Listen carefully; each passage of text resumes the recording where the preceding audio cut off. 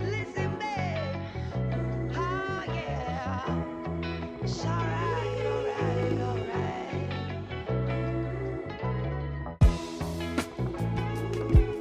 Listen, babe. Oh, yeah. It's alright, alright, alright.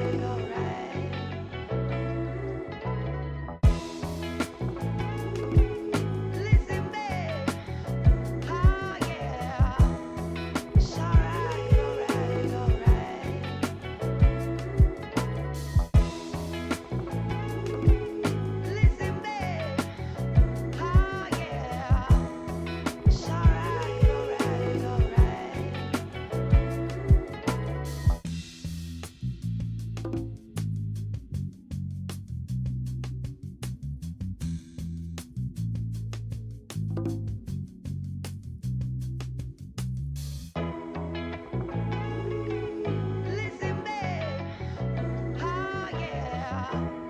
It's alright, alright, alright.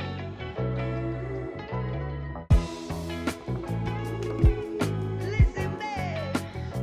Oh, yeah. It's alright, alright, alright.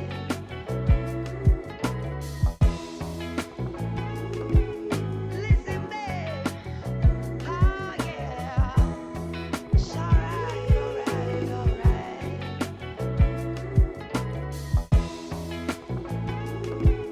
Listen, babe. Oh, yeah. It's alright, alright, alright. Listen, babe. Oh, yeah. It's alright, alright, alright.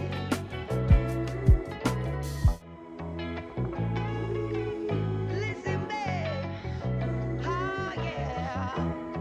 It's alright, alright, alright.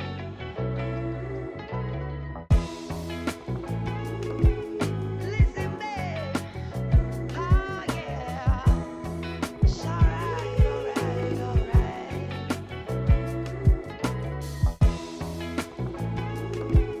Listen, babe. Oh, yeah. It's alright, alright, alright. Listen, babe. Oh, yeah. It's alright, alright, alright.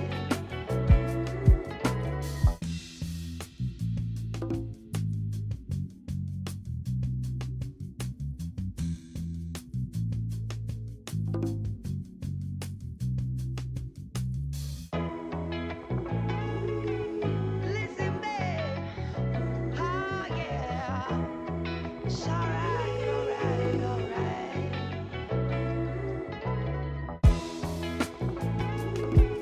Listen, babe.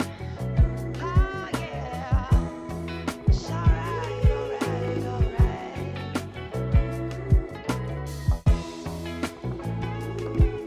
Listen, babe. Oh, yeah. It's alright, alright, alright. Listen, babe. Oh, yeah. It's alright, alright, alright.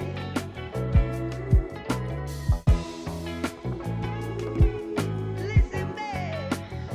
Oh, yeah. It's alright, alright, alright.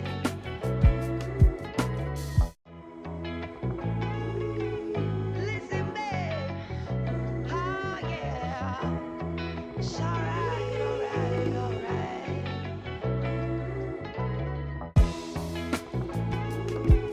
Listen, babe. Oh, yeah. It's alright, alright, alright.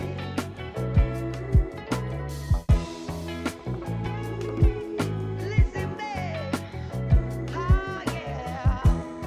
It's alright, alright, alright.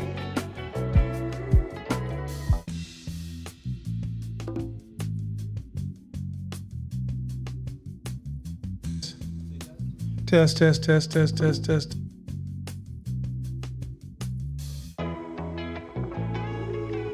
Listen, babe. Oh, yeah. It's alright, alright, alright.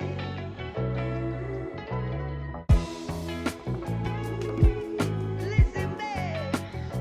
Oh, yeah. It's alright, alright, alright.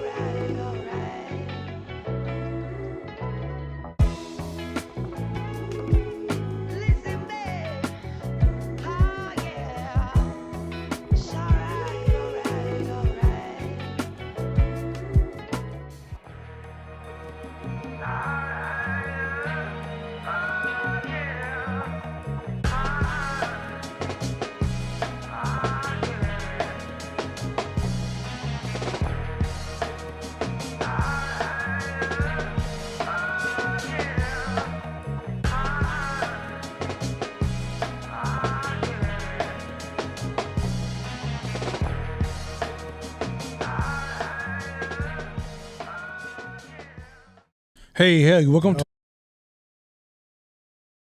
another session What's up, y'all? of Hope Academy. What's happening?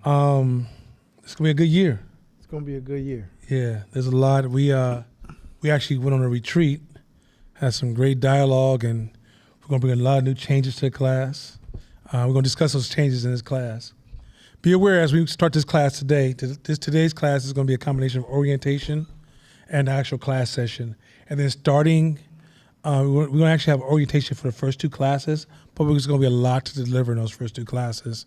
And we're going to talk about a couple of hot topics like Keith Lee coming to Oakland and how we should think about it as business people as opposed to the popular opinions that's in the media right now. So we're going to have some fun in this class. And, of course, we're live now to everybody for free, which is the first time we open up this class to everyone. And we'll get into that in 1 second. So I think let's go with that first slide. Court, you want to start with the introduction? First slide? We'll go with our first slide.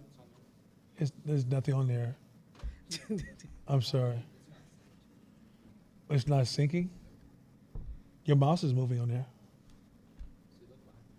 Let me see. So I have the slides. I see the slide. You don't. Can you move your mouse? Yep. Oh, the screen is not changing. Just do me a favor, unplug it, plug it back in, and just see if that resyncs us. Just give us a second. We started class a little late because they set up a new screen for us, and as technology always has it, you set up a new screen and everything just doesn't work for a second. So right now we're just waiting for. Try it now. We have a screen popped up, and let's see if that works. I'll say this. As they're working on it, I think the first thing we'll do for the ones who haven't, where if this is your first time coming to Hope or seeing this class, there's a lot of alumni, a lot of people who've been here for the past, I'll say even 5, 6, 7 years. But if this is new for you and this is your first time being a part of this class, I'll introduce myself and then Nana can introduce herself. So my name is Courtney Smith. I've been an entrepreneur since 2003. I quit my job in 2003. So I don't know what y'all was doing in 2003, but I know your pants was baggy, your hoodies was baggy if you was in the baggy era. If you in the Bay, you was probably about to start going hyphy, growing out your dreads. You had ripper slippers on if you was a female. But 2003, I decided to quit my job, and so I've been an entrepreneur ever since. And so, just as a black man entrepreneur, the journey is different. And so, I've had to really. I didn't have a resource. I didn't have a culture. I didn't have a community. It was decided parent, as I will call it, and it was lots and lots and lots of books and reading and learning and unlearning. And so, from a black experience, what I've learned that there's a lot of psychological damage that you have just coming from your culture if you want to be a successful entrepreneur.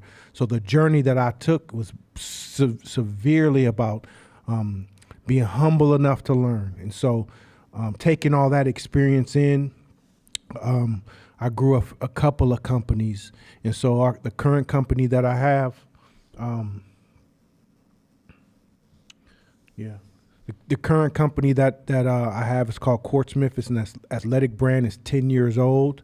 And so as the company grew, my heart definitely is always in my community and in my people and wanting to share the knowledge or at least the journey and tools that I've learned along the way because I want to help other entrepreneurs get there faster.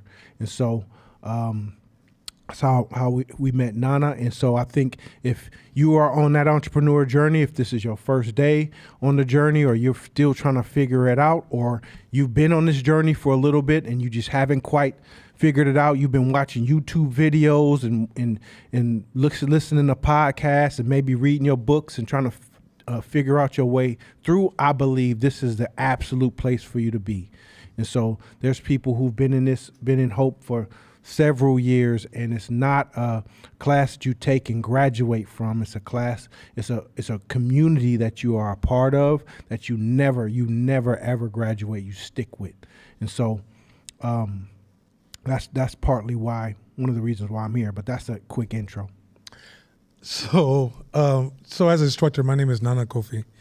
I'm one of the co-owners of a company called 510 Media. We've been in business for 18 years. The name of our business, 510 Media. We're a behavior science branding firm, and we engage in behavior science, system science, and evolution science. And what we actually do for a living is people call us in to help them solve big problems for large groups of people. And so, as an owner of a company, I'm able to take not only the knowledge that we gain as entrepreneurs, but the actual work that we actually engage in is helping companies actually grow, scale, and develop themselves. So a lot of that knowledge is transferred to this class. Second, which is the next slide. Go to the next slide, please. Corey started this slide off. Why are we doing this? Let me be very clear. Yeah, that's one of our students, and so she told me don't put her picture up there, and it was too late, to change. By the time I told her, we were stuck, so that's her picture.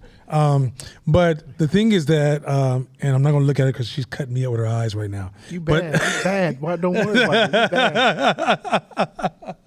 Number one reason that we do this. Let me just start off with this first. So anybody that knows me, I've been pro-black since I was 22.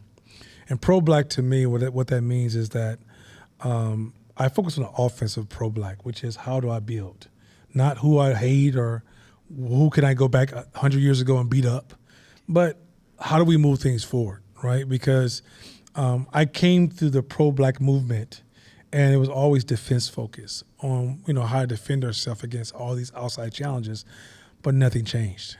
And I watched the community deteriorate over and over and over. And I'm kind of in alignment with individuals like Martin Luther King, and God bless his soul, rest his soul, that it was his birthday recently, and some of the other progressive leaders of our past, which is what do we build? How do we move forward? How do we move things forward? And most of the times, moving forward and defending yourself is just two different mindsets. So we bring that into the class. Second reason I do this is I want my daughter to be able to walk around Oakland and walk through black communities safely and not to keep her neck on swivel. Like we take for granted, we normalize keeping our neck on swivel, and that's just not okay. And so one of the goals that I hope to have impact upon is create a better community where the individuals have the ability, the individuals who have the greatest ability to create the most change, I want to empower them to have that impact. Next, I want to train people, our community, to stop thinking like the line cook and think like the chef. Let's say you go to a restaurant right now and you never, ever, ever, was a chef, or you never was trained in those particular areas. And you sit down as just somebody who enjoys food, and a line cook cooks the food for you. Well, quite often you wouldn't know the difference. If that person said that person was a chef, you wouldn't really know if they were a line cook or a chef. And what we discovered in this entrepreneur game is that a lot of courses out there are really like line cook courses. They don't give you ownership. They teach you a lot of just cliche sayings and stuff like this. And this is one of the incentives that got me into this. So about 8 years ago, I'm sitting next to my business partner, Mashama, and I told Mashama, there's the things we do in the field, there's no class like this. And so I looked at Mashama and I said, I want to start a class that actually teaches entrepreneurship from a much, much, much, much deeper, much more complex angle, and it attacks some of the impacts of slavery, Jim Crow, and the crack era. He said, when you want to start it? I said, tomorrow. And that's how we started 8 years ago. Last, or a couple more things. Also, I realized that as we work with a lot of small black businesses in the beginning, now we're mostly corporate, but as we work with small businesses in the beginning, we saw mental health challenges that that were passed down through the years that were undermining our abilities to scale our businesses to the point that, we were building high rises, as opposed to we found ourselves being trapped under the $500,000 to $100,000 limitation. And a lot of times it was some of the mental health challenges that we've learned to cope with as a community for years. And at last, I just realized the self-help books wasn't what we needed. We needed more. We need more. We need so much more than these self-help books. And so that was some of my motivation of why I'm doing this. You want to like? Yeah. Thing is, I love our culture. And when I had a corporate job, I grew up in East Oakland, so most of my friends are from there. So when I got fortunate enough to get a corporate job, getting a corporate job from where I'm from was like becoming a millionaire, right?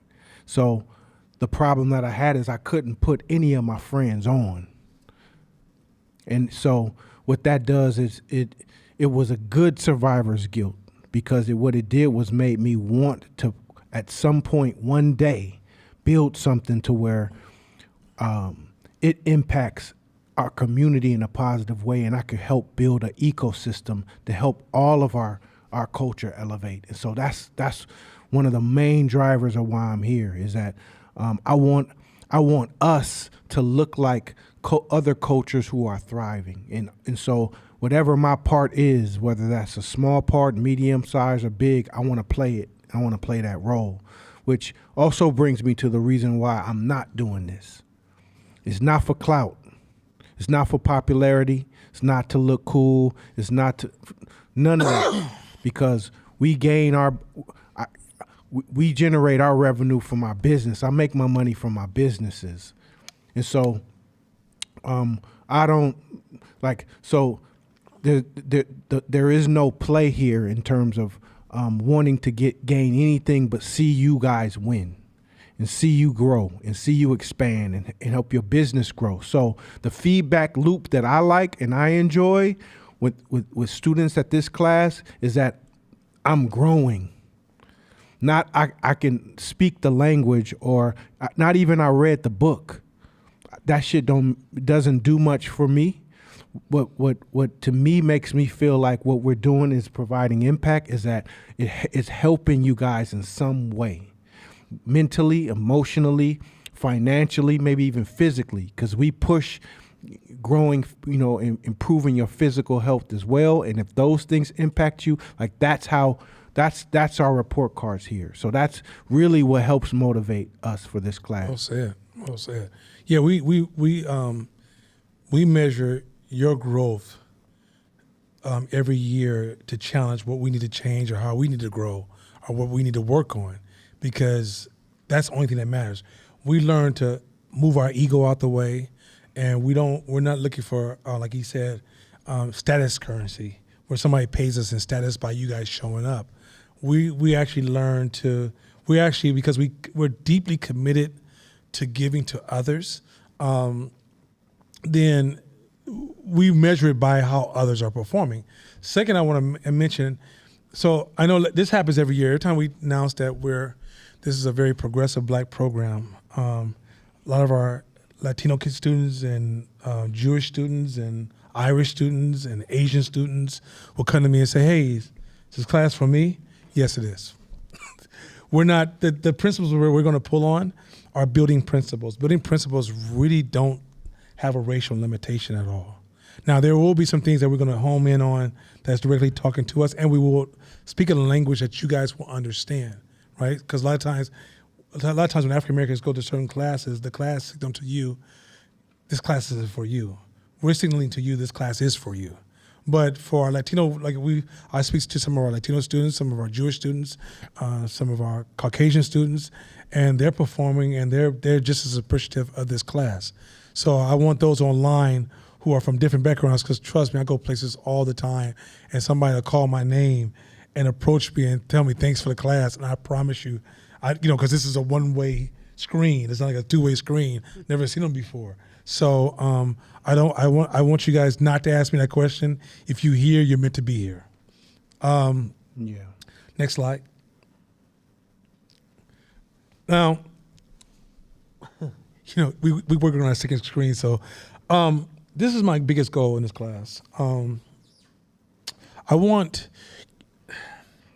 the conversations that African Americans are having in this country, even Latino community or even Jewish community people are having in this community. I want people to be able to solve their own problems. I want to empower people to solve their own problems. If you don't feel like you're good enough, I want to empower you to solve that problem. I don't want you to be stuck in a position where you're looking for other people to validate you. I want you to be able to show up to this world and contribute. That's my number one goal. And I want a community that's in charge of their own destiny. You know, it's like we've gotten so used to people providing for us, we forgot or we have never learned how to provide for ourselves. And so entrepreneurs are the beginning of that process. Right now, you live in a very rich entrepreneur society. And a lot of values, beliefs, ideologies, governing beliefs that you have is all driven by a lot of entrepreneurs who come before as well as entrepreneurs who are currently in the game. And I want to empower you guys to be able to bring this positive impact and positive change. I'm not going to say in this class, I'm going to make you rich. That's so corny. And that's almost like telling you that if you buy this car, your life's going to change forever. It doesn't. You're just happy for 2 weeks. And so we're also invested in your long-term happiness. I'm never going to teach you how to become successful and depressed. I'm going to teach you how to become successful and happy. Yeah. That one's a huge one. Investing in reality is a big one. So making sure that you have a good relationship with reality. Here's a deal. Entrepreneurship is a challenge, right? Those who've been out in the field, you agree with me. Entrepreneurship is a challenge. When you're an entrepreneur, you are deciding that you are going to engage in something that only 1% of the United States actively, successfully engages in. 1%. So if you are in the 1%, you got to do the stuff that the 99% ain't doing. You gotta act like the 99% ain't. You have to perform like the 9. There's so much things you do. So if you think about a 1% of anything, the behavior, the thinking, the actions, everything is different. So that's why this isn't a prescription class where we say, what kind of business you got? Okay, do 1, 2, 3, 4, and 5, and you'll go be successful. That's not it. Once you learn how to think, the thinking is universal. And now you can take that thinking and apply it to your business. So the goal here is to help you evolve and grow and expand and even change your thinking so that once you think in an entrepreneur's way, and the models that you get taught throughout the year are so advanced, this stuff is being taught in Ivy League schools for future leaders of countries and CEOs of organizations. We're giving it to you here in Oakland. Mm-hmm. And like, don't let the hats fool you. Like, there's probably a good 40, 50 years of studying between the two of us and dissecting and regurgitating and studying the information so that we can feed it to you in the most simplest of ways. So like that's the goal, is to where you can take super complex thoughts and break it down to where you could put it in your pocket. Bang. And now you're like, oh yeah, I know exactly what that is. And you can engage with whoever, but not only engage with whoever, you also have the ability to apply it to your life and your business. Yes, that's a good point. If I spoke to you the way, so even when I speak to my clients, when I first started in the area of working on behavior strategy and partnering with CEOs and helping them scale their companies and develop their internal staff, I used to use a lot of the internal jargon.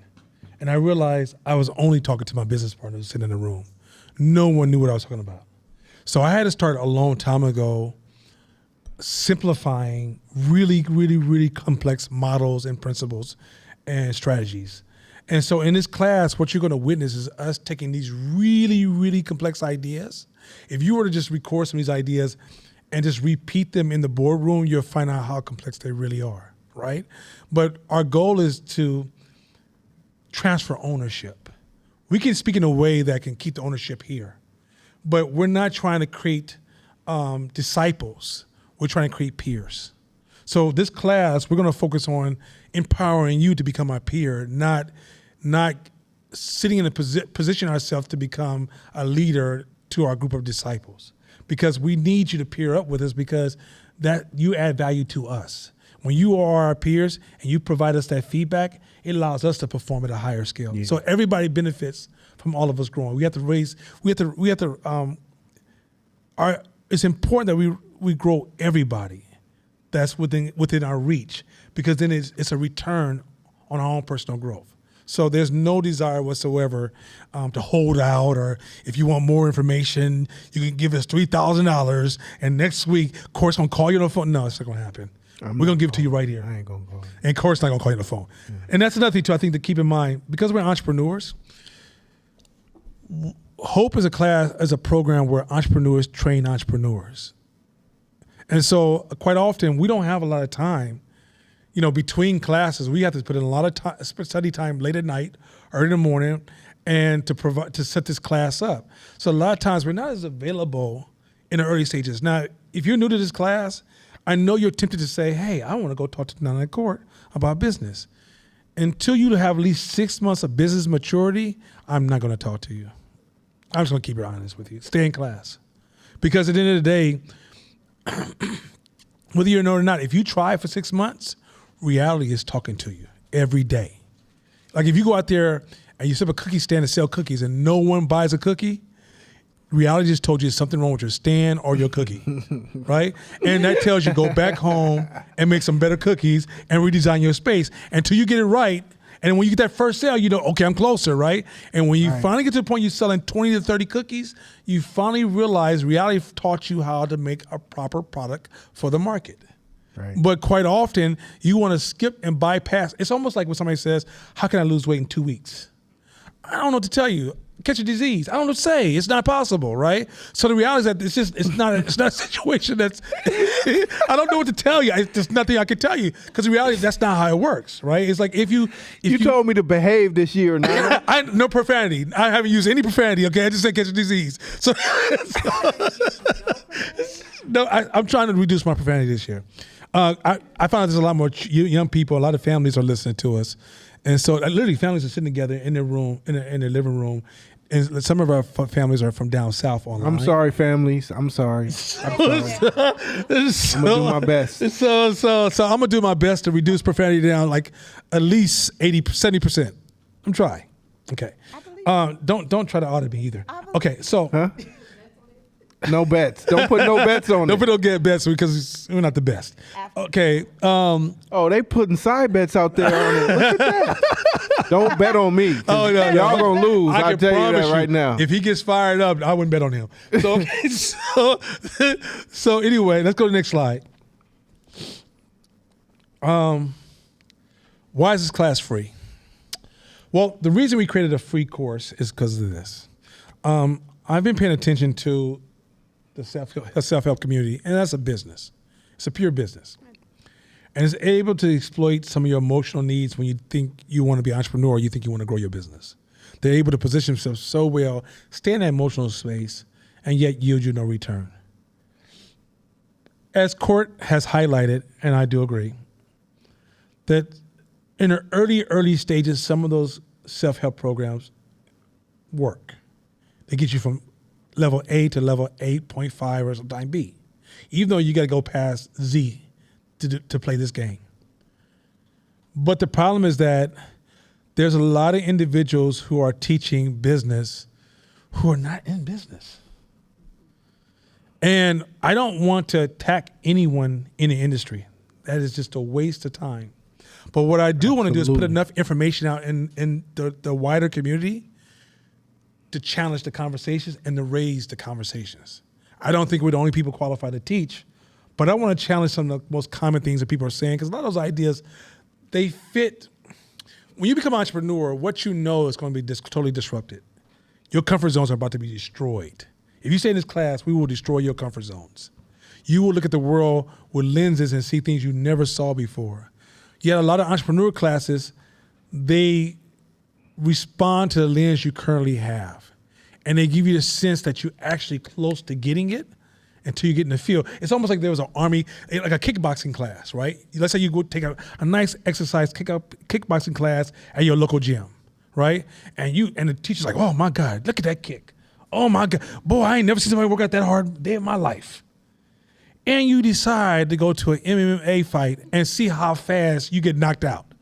It'd be like, ready, fight, okay, it's over, right? It's gonna be that fast. Why? Because you'll find out that form of training, even though it's inspirational, it won't provide you with what you need. So we realize that in teaching this class, that we have to put this class out free, because by keeping it behind closed doors, then we're setting the class up for those who know and those who don't know. And so our number one goal is to disrupt the norm. Anything on that? Yeah. Yeah, so with entrepreneurship, this is a deal. We are beyond the information age. It's information overload. So say prior to 2005, 6, 7, if you wanted to learn entrepreneurship heavy and don't go to college, you had to go to a bookstore. Period. Go to a bookstore in the business section and buy you a thick ass book and read it.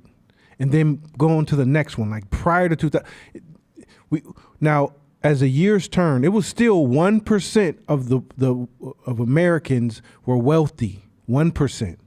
So now with the invention of the internet, and it's information overload. Everywhere you go, there's a podcast. There's quotes, motivational quotes everywhere. Business quotes everywhere, classes, gurus, business guys, business women, interviews, the whole 9 yards on the internet. Overload. Guess what? The wealthy is still only 1%. So what's happening? What's happening is a lot of times the noise drowns out the real. The noise will drown out the real. So how can you tell what works and what doesn't work? How can you tell the real from the fake? It's hard, because if this millionaire is saying do X and this millionaire is doing Y, they both millionaires. Who do I listen to? Right? So if you kind of into the Bible, if you ever read the Bible talks about the wheat and the weeds, right? Because the apostles were asking Jesus, like, how can you tell the difference between the wheat and the weeds? Because they look exactly the same at the same size. And that's where we at with this entrepreneur stuff. So if you're just wanting to get in the game, you're going to be confused, because the wheat and the weeds look exactly the same.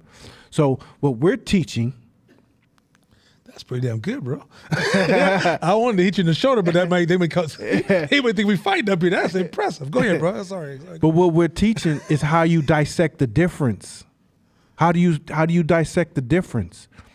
And the thinking that gets taught in this class, you will immediately understand how to dissect the difference. Oh yeah, no, let me look at the fruits.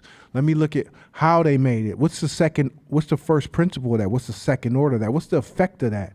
So that we don't got to sit there and be like, nah, that's a bad idea. More likely than not, if you're gleaming the info from the class, you already know, like, oh yeah, that ain't it. Yo, that was tight. Wheat in the weeds. We got you. You should say that for the class. Pastor Chris. Oh, that's Pastor Chris. Okay, Pastor Chris. Okay, right on, Pastor Chris. Next slide. So this new year, because we're giving away the class for free online, of course we have a membership, but we'll discuss the membership in a minute. But this year we're going to really be pushing donations, because we brought the price of the class down, even for the people who are attending in person. So you're going to see a lot of push for donations. Matter of fact, if you wish to donate to this class, look below and you'll see an opportunity to click on a link and donate. As well as if you're on YouTube, please subscribe, because at the end of the day, like I said, we're going to use this to reinvest in our community. Let me be very, very transparent. We take most of this money that we make from this whole program and we invest back into the community. One of our goals is to actually create actual spaces, so we can create incubator spaces and ideation spaces, and spaces where peers can hook up and have feedback, or even work with clients and do ideation. But we want to create rich spaces for members of Hope to be able to attend freely and actually work on business, right? And one of the goals is to have the space where it's always stacked with snacks, So when you get there, you can just come there and actually focus in, lock in, and it's designed for actually a rich feedback loop, being held accountable by your peers, being able to work on ideas with people from diverse backgrounds, and the combination of above. So as you guys donate, do understand, like, for example, I'm going to be totally transparent. I don't have to lie to anybody. This program has been running 7, 8 years. I make so much money from 510 Media. I take one paycheck a year from this class, $5,000 a year. Ain't nobody out here gonna work for $5,000 a year. And I take that $5,000 a year and I just throw it in my daughter's savings. Because in the day, it's like, I pay myself a very small stipend, but what I don't do is, this is not my get rich plan. I am not looking at this. I'm looking at how can we have impact and have long lasting change in our community.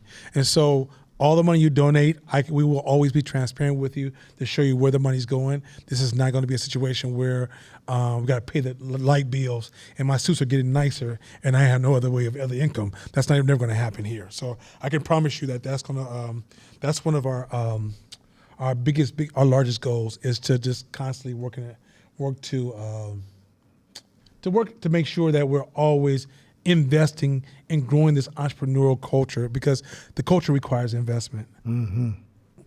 So please, if you can, donate. Nothing's too small. If we only earned a penny, then we accept that penny. So let's roll forward. Next slide. This year, our theme is culture. I'm going to stress it to you. This is so, so important. Culture. We realize that teaching is not enough. We also realize that somebody giving you money is bad, and money's not enough. We realize that, but it's not bad, it's just not enough. What we also realize is that without culture, it's hard to grow. Most entrepreneurs die from isolation.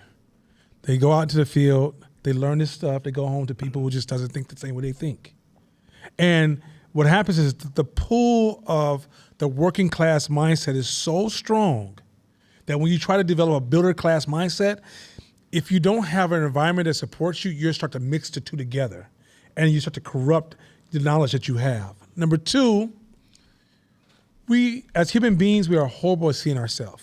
We are horrible at seeing ourselves, but we are masters of reading others. So the beauty of having an environment where you hang out with other entrepreneurs is other entrepreneurs help you see yourself. In isolation, you will think that the knowledge you have that you can analyze other people applies to you. Yet you will be able to analyze the world perfectly, but you move with so much flaws, so many flaws, right? And so in order for you to align your knowledge to self, you need a rich feedback loop. And so this year, we're gonna really drive culture home. So those of you who do sign up for membership, you're not signing up for membership just to receive access to the homework, but we're also going to push things like culture. So I already spoke to Court. We're going to take some of the top performing entrepreneurs in this class, and I got this dope T-shirt and dope gear I picked up when I went to Tulsa, Oklahoma. And there's a Tulsa, Oklahoma cycle group, and they list all their sponsors on the back of the T-shirt. So we're going to take the top 510 media businesses and we're going to put them on our new gear, our new set of gear. So our next set of Hope gear is going to feature some of our top performing entrepreneurs, because once again, we're going to drive culture. We're going to also drive a directory so you can start working with other entrepreneurs within the group. We're in space, we're going to start having more events, and we're going to have giveaways and all kinds of different events we're going to have where we're going to drive so people start connecting. At some point, we're going to even try to push accountability partners. Somebody that you can spend time with that will hold you accountable to what you say. Because quite often, as we know, life tries to get in the way, but you're going to have to be strategic enough to get back to where you plan on being. And so all this is part of this drive towards culture.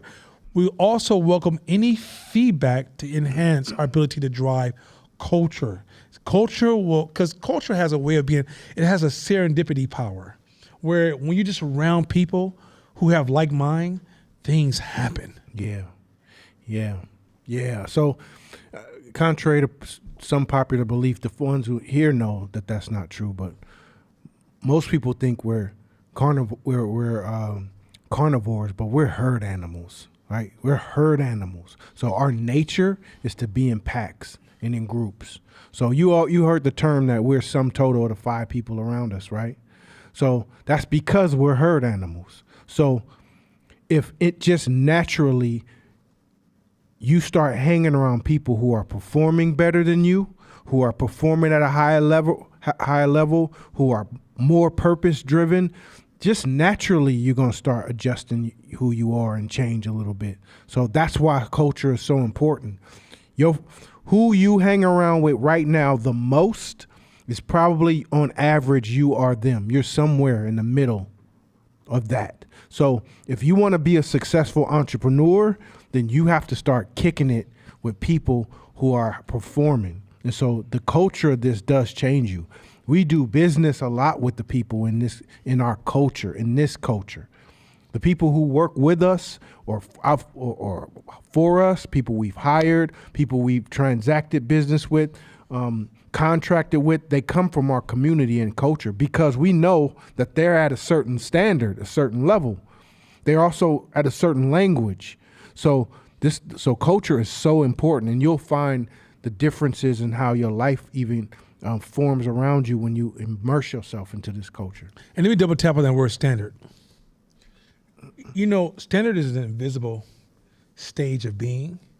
And when you're around higher standards, okay, let's say you had a lower standard in life. And it's not to judge you if you had a lower standard, because life is like that. We don't all arrive at high standards, right? Some of us have traumatic or have these detours that put us at different standards, or we're just in survival mode. But when you're around certain standards, it has a tendency to you unconsciously start to pull yourself up. And so it's important to be around people who, like, one thing about the Hope alumni is this is a group of people with high standards. They won't accept, they're not the people to say, at least we are, at least I did, I'm just trying to be mediocre, at least I'm better than him. Like, that's unacceptable language amongst us. And in the Hope class, we push excellence through the group, and the group pushes excellence back. And so one of the things that by joining the Hope team, you're joining a community that really drives home the importance of excellence as standard. And from that standard, you'll hear a different conversation. You'll have different expectations, right? It's like, imagine you hang out with a group of people who train, but they train casually. You know, they go to the gym, they talk for 45 minutes, train for 15 minutes, right? Well, if you hang out with them, your body will align with that, right? Let's say you train with some people who are trying to do some CrossFit competition or the Iron Woman, Iron Man competition. That's going, even if you never do it, but if you train with them every day, you'll reach levels you never imagined for yourself. So it's important that as human beings, we're naturally have this contagion where we copy and paste each other, unconscious. If you hang around me long enough, or I hang around you long enough, we'll start speaking like each other, right? And so when you're around a certain type of standard, you will unconsciously adjust your standard. And that's another reason culture is so important. So I want to double tap on quote with that amazing saying about wheat versus weeds. I'm still in that one. All right, so all right, next slide.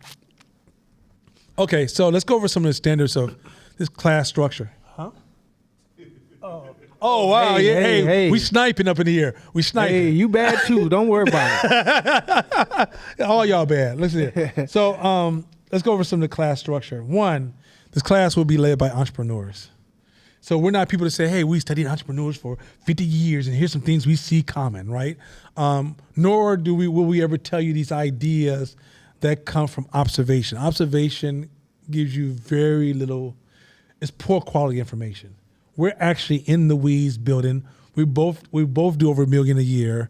We're both performing at a level where we're still in growth. We got through COVID really. This dude was amazing through COVID, but we got through COVID, and we successfully got through COVID. And matter of fact, when I got through COVID, I was positioned to be one of the top dogs because most of my competition actually died. So the reality is that this program is led by entrepreneurs. In this class, we will cover behavior, identity, strategy, scaling, and mental models. Some of you guys will say, well, Nana, you didn't say business. You know, can I say this real quick? I'm going to be purely honest. I don't know what is a business class. See, business is a combination of multiple disciplines. If you're an entrepreneur, you have to master multiple disciplines. When you say business, I think we're mixing two things. We're confusing something. And this is where I see this has happened quite often. We're confusing professionalism with entrepreneurism. Professionalism, you can teach that. That's based upon a group of skills, right? That's what you do in the offices in corporate America, right? I learned that myself. Do I use some of that? Yeah, but that's not what we're doing here. Also, entrepreneurism quite often is dominated by people who are masters. The people who dominate the entrepreneurial conversations, like colleges focus on transferring skills. Entrepreneurism is a way of life. It's a way you think. The ability to make decisions, the ability to see things that others can't see. Yes. See things that are absolutely invisible to the average person, and then make a decision based upon those invisible things, right? Be able to align with reality when reality is not so obvious, right? These type of things are not taught in school because you never arrive. You'll never arrive. And so in this class, the reason you're going to hear so many disciplines that that you're going to be taught in this class is because in business, you kind of have to master so many different disciplines. And we're going to tell you what these disciplines are. And some of the books you're going to read, when you read some of these advanced business books, and by the way, we found advanced business books that use very common language.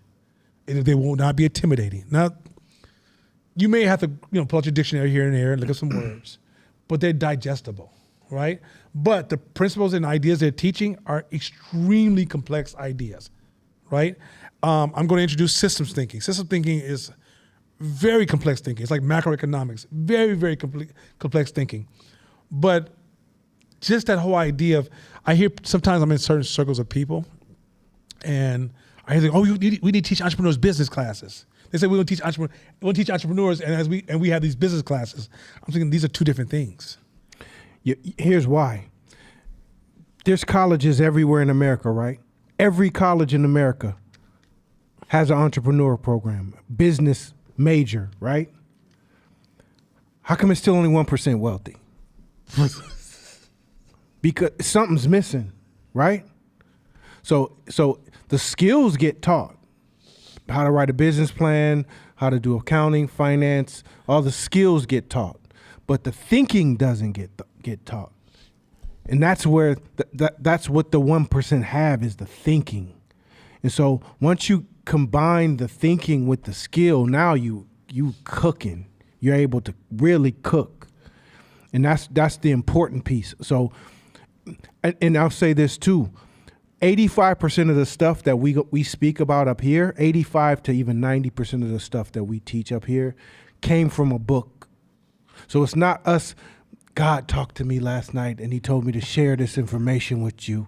And this is this new concept that I made up. So, no. Most of the time, if you're like, hey, where's that from? We can reference the book where we got it from so that you can go do more research yourself. The only reason why I can't is because we've been reading so much. Sometimes I merge books together and I forgot where it came from. But more than likely, like our knowledge came from learning it from something or from somebody. It may seem sometimes like as we were really, really, really, really smart. We're not really, really, really smart. We're well practiced. For sure ain't. We're well practiced. And so when you see us, it's almost like if you, I went down to, Court has a clothing company that sells clothing to a basketball leagues, right? So from professional down to AAU, is that what it's AAU, right? And so I go to visit Court one time, and I go into his store, and his store is like, all white, fancy. It's like, oh, this is tight, right?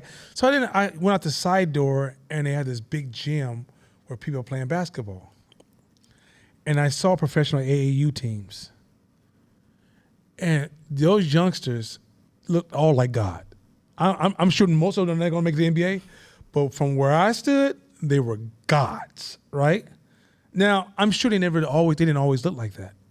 But through practice and time, all of you guys will look to others like the way those youth look to me, which is you guys going to come off as, oh my God, you're so smart.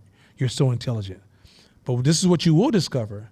This is why we also practice humility all the time, because if we start to buy into that we're smart, it makes us weak. Because as an entrepreneur, you have to keep learning. There's no such thing as arrival. You will never arrive. There's no such thing as that. Another thing in this class is we're going to ground you. I can promise you, not only do you live in a world that, like social media and television, that never grounds you, your brain is designed to never ground you. Entrepreneurs, you're going to have to learn to ground yourself. Because the further you are from the ground, the worse your decisions are going to be. In order for you to enrich your decisions, you're going to have to ground yourself. And trust me, those words sound so easy and cliche until you start doing it. It's almost if I told you, hey, you got to lose this. Like, let's say you were 75 pounds overweight, and I say, hey, we'll get you down to a 6-pack. It sounds simple until you do the work, right? You realize how long it takes, how many things, how much friction you're going to be exposed to, how much you have to sacrifice. So this is not going to be this grounding process. I can show you where the ground is. You can see the ground, and you're still not grounded. Meaning that a lot of you guys will be able to repeat back to me what we taught in class, and it still doesn't apply to you because you're still not using it. So it's going to be a hell of a journey to ground yourself, and it's going to be a scary journey because a lot of your brain is designed to protect you and keep you comfortable. I mean, literally it's designed to do that. And what it's going to do is going to tell you stories to keep you comfortable. And when I come to you to disrupt that story, your brain's going to tell you, Nana just attacked you. But if you sit there and say, hey, what did Donna ask you for? Did Donna put his hands on you? Did Donna touch your bank account? Did Donna tell you that you will never be nothing and get out of his class? But in your brain, okay, Josh, you're different. I try to get rid of Josh. He just will never leave me. But the point is this. And so, Josh is like a bad marriage. I don't understand what's going on here.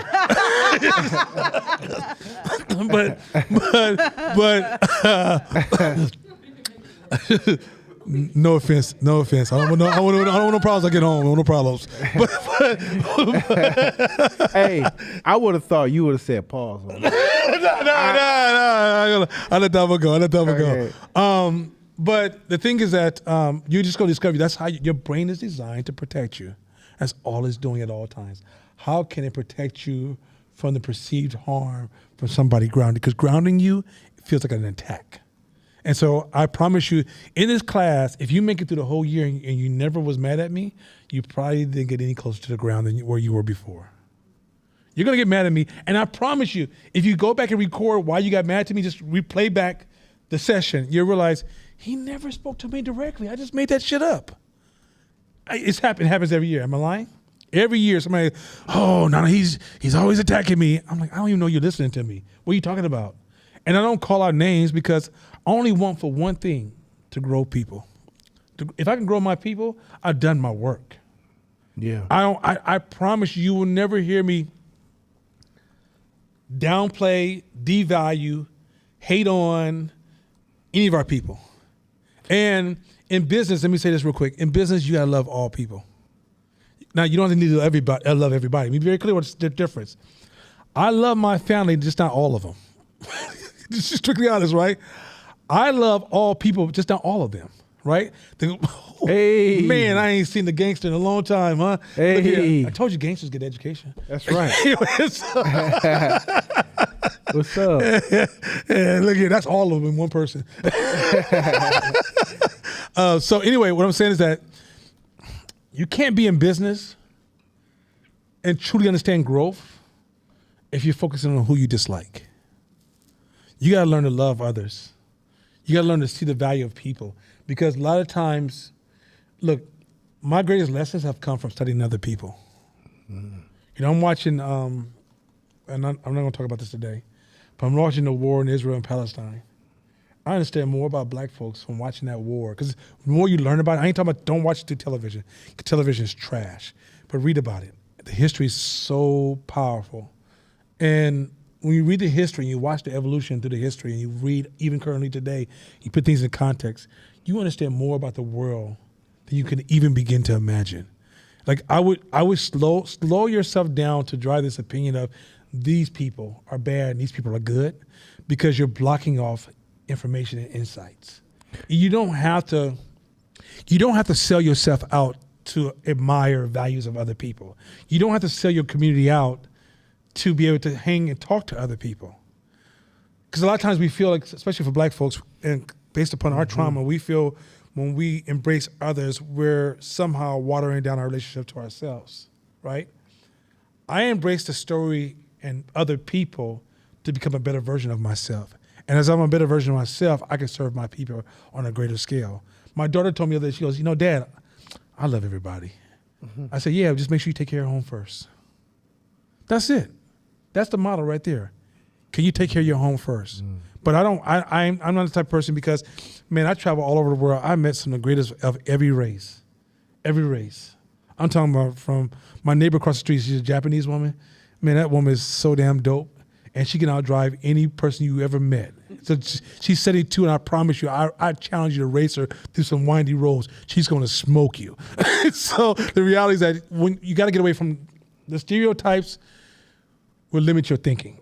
Your emotions and your anger will limit your thinking. And the more you can see people, you can see other methodologies, other techniques you can use to grow your business. You can see other ways to reach different customers. You're going to see all these different tricks and techniques on how to even shout out to SF Meta. If you don't know about SF Meta, look them up. It's a Latino community in San Francisco in the Mission District, right? SF Meta is so fucking cold. This is a community that built an ecosystem to grow its people. So not only did they start to buy the real estate in a neighborhood, they work on developing entrepreneurs. Now, when they bring you in as an incubator, it could be anywhere between 4 to 6 years they have you as an incubator, right? As they have you in the system as an incubator, they make sure if you're an entrepreneur, they built childcare. They built schools for the kids. They created tax systems. Ooh, that's lovely. Right? They created paths to home ownership in the community, right? I'm watching this group here, and I'm almost like, okay, we have a contract with them to redesign some of their marketing. I'm almost in tears hearing all the amazing things they're doing, because that's what I want for my community. So I learned so many things I can do in this world by watching others, right? I have Jewish friends have taught me so much stuff. It's ridiculous, right? Even Josh back here, we have the best complex debates I've ever heard in my life. Now, if you're on the outside, you might be like, what are they talking about? I have some dope friends. Don't gas. Don't, Josh, yeah, no, I know. I this should stop early. because he's going to be out of control. He's going to be, his head is going to be big 2 weeks from now. Yeah, yes. I don't want no more. I don't want no problems. And so I'm just saying, the more you learn to become curious, right? Let go of some of this popular BIPOC and DEI talk, because it doesn't have ownership. It's kind of symptom focused and not problem focused. Learn to see people. Yeah, I think that's a great point. And again, the difference between entrepreneurial thinking and we call it civilian thinking is you have to detach your emotions from your business and be able to think through your emotions to make the best decision. And sometimes you have to hunt with your enemies. You have to hunt with your enemies and keep a level head sometimes. So your likes and dislikes in business a lot of times don't matter. Because think about this. If you think about your ideal customer, right? Think about your ideal customer, the customer that you love, right? You think that's the only person that's going to come through your doors and buy your products? No.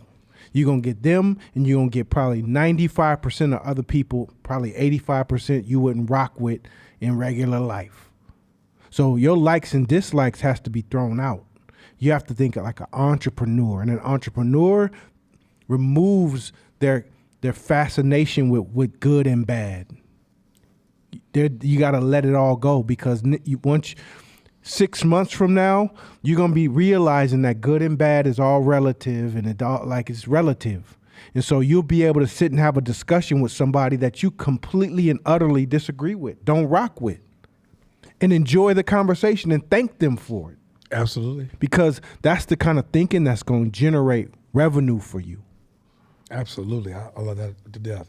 So in this class, you will have podcasts. Let me encourage you to the highest level. We curate some of the dopest podcasts from different sources. One of the things we want to prove to you is that we don't own this knowledge. This knowledge for all of us. This is a tree that we all eat from. 2, we're going to bring different experts to the table to give you different perspectives of different disciplines or have different levels of ownership. So it's so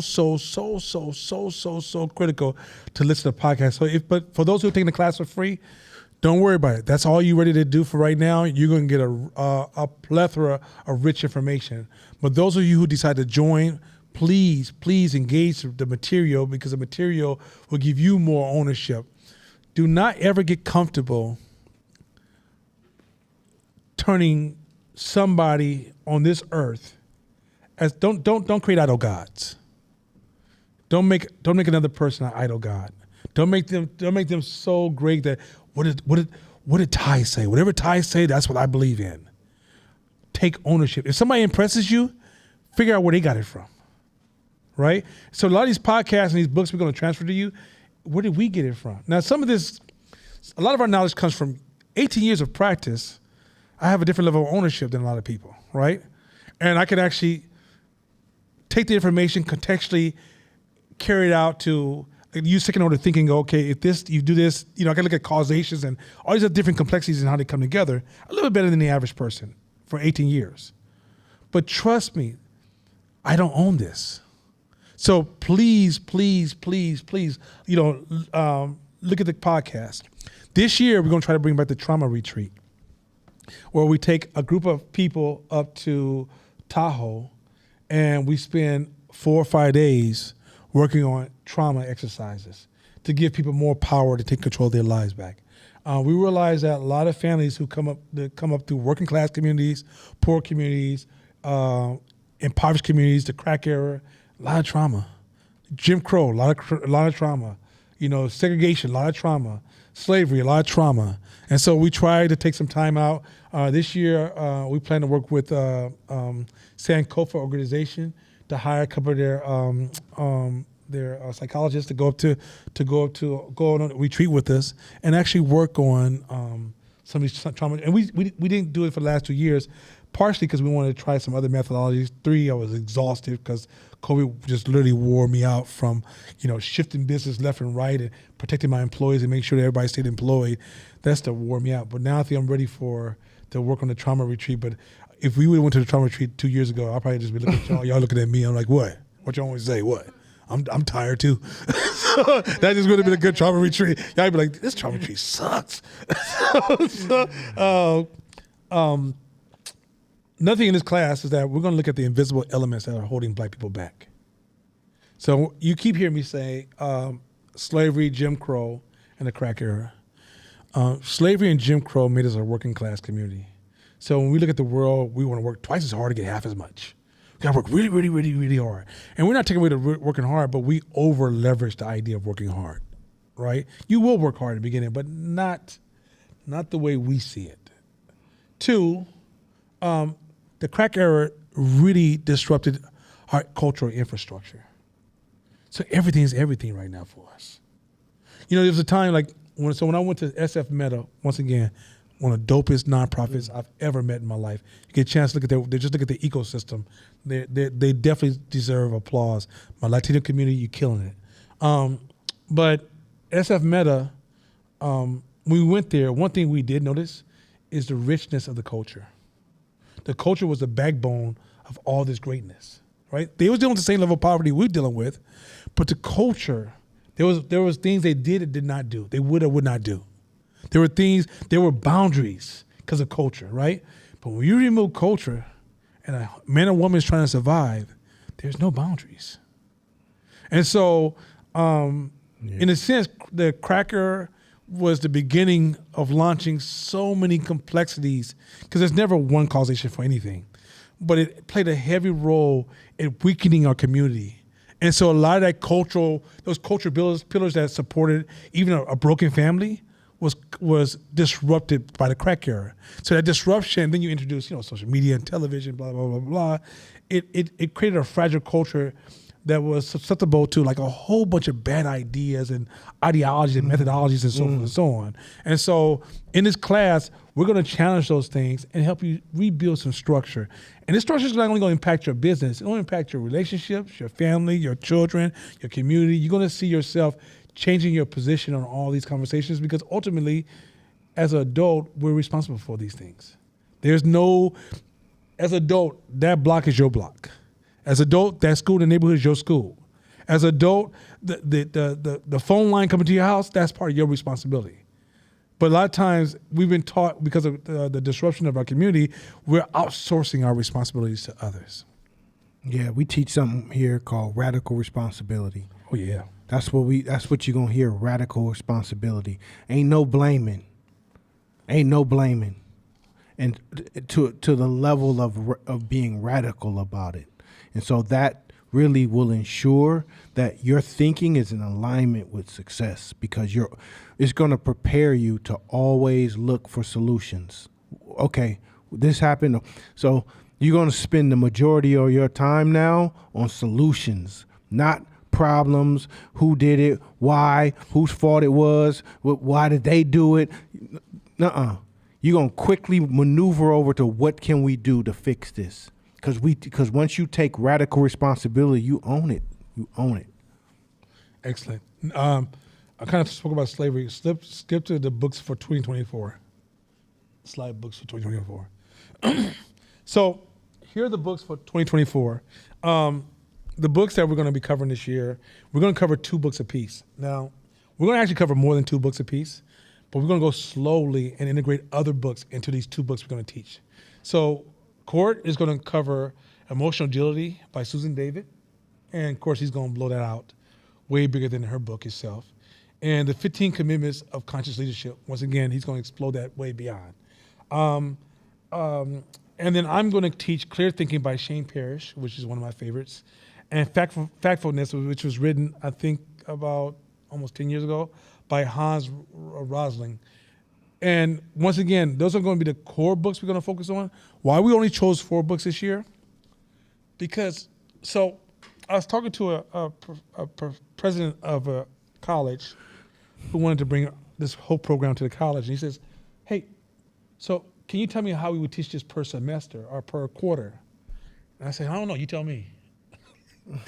I don't know how you do that. Entrepreneur classes is about practice. And sometimes when you practice, you have to slow it down a little bit. If you move too quick, we're not transferring ownership. All we're doing is impressing you up here. I don't want to motivate you. I want to train you. And a lot of times we find ourselves, because we're looking for the joy and happiness, we're just motivating you. We're not training you. So this class, we're going to slow the books down, but we're going to introduce a lot of material in between. We'll tell you where the material is coming from. But primarily, if you get those 4 books, you're safe. All the other books that's going to be a part of this class, they're going to be taking inserts out of these different books to enhance what's already in the books that we're reading, so we can blow it up, expand it past the material within the book itself. Mm. Yeah, you got to look at it like you're an athlete at this point. So it's not class like school. You got to look at it like you're preparing for a season. And even within the season, you got practice 2 times a week, even within the season. And then when the season's over, if you want to get better, you got to keep practicing more than your peers. So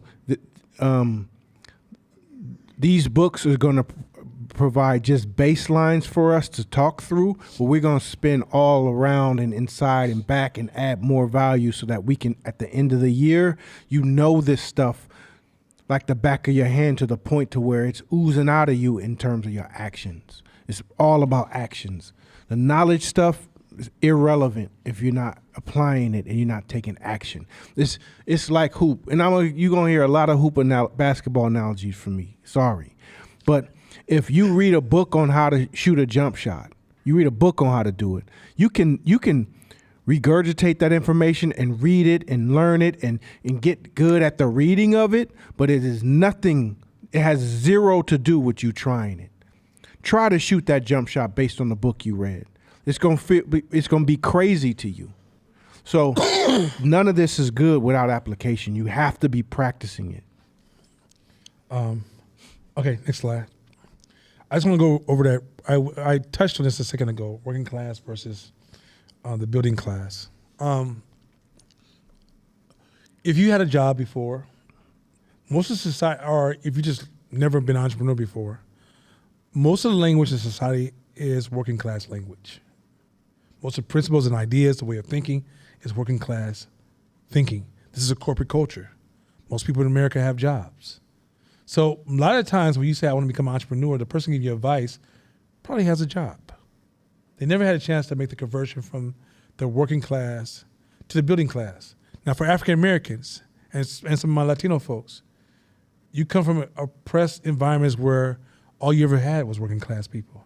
That grandmother, that grandfather that you absolutely love, they were working class people. You were raised by working within working class discipline under working class values. Those values will not necessarily transfer to entrepreneurism. Entrepreneurism is not about what you can do with your hands, it's about what you can get other people to do for you. That's a big difference. And that's a hard transition. That's a hard transition because a lot of times you attach your value to what you put your hands on. But as an entrepreneur, sometimes you have to get to the point where you have to disconnect from that and realize your value is tied to what your team produces.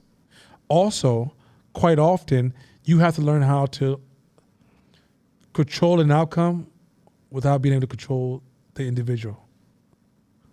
That's a hell of a thing. Oh, man.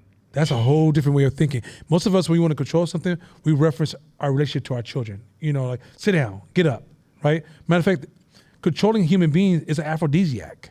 So we fall in love with the ability, to the janitor, you can come get some food. But a lot of times we will fall in love with the ability to tell people what to do.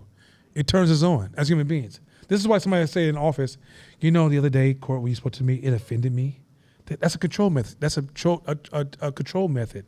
And if I use that method, what it does is it says to you that if you just do what I say, by you say, oh, I'm sorry, you give that person a sense of good feeling, right? And now it's out of control now. So, you know, it offended me when you looked at me. It offended me when you wore green. It offended me because your high heels were too high. All those are control mechanisms, right?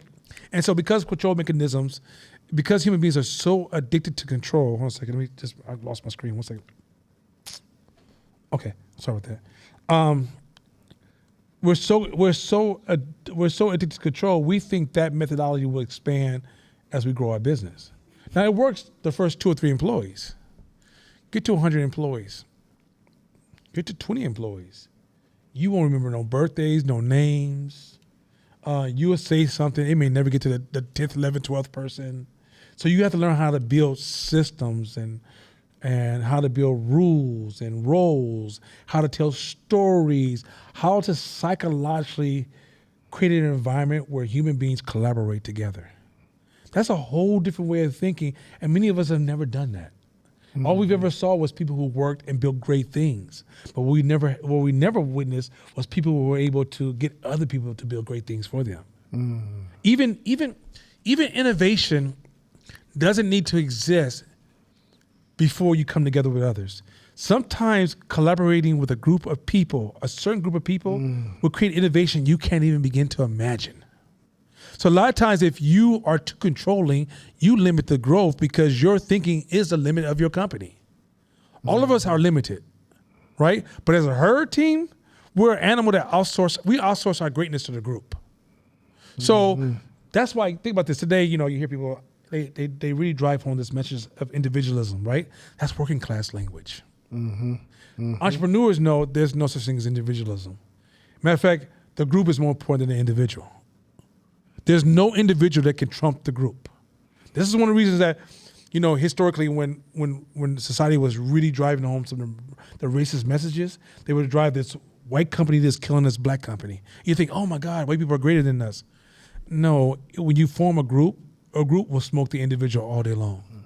So in the end, we're going to teach you a lot of principles and a lot of strategies and a lot of models that will allow you to be able to grow something, scale something, and lose control but gain control. Yeah, there was a terminology floating around in the entrepreneur world called solopreneur, solo entrepreneur. Those 2 words don't even exist together, because entrepreneurship within itself means that you are creating something, you're a part of something that's greater than you. And if you just by yourself, you're on an island. And that's how you die.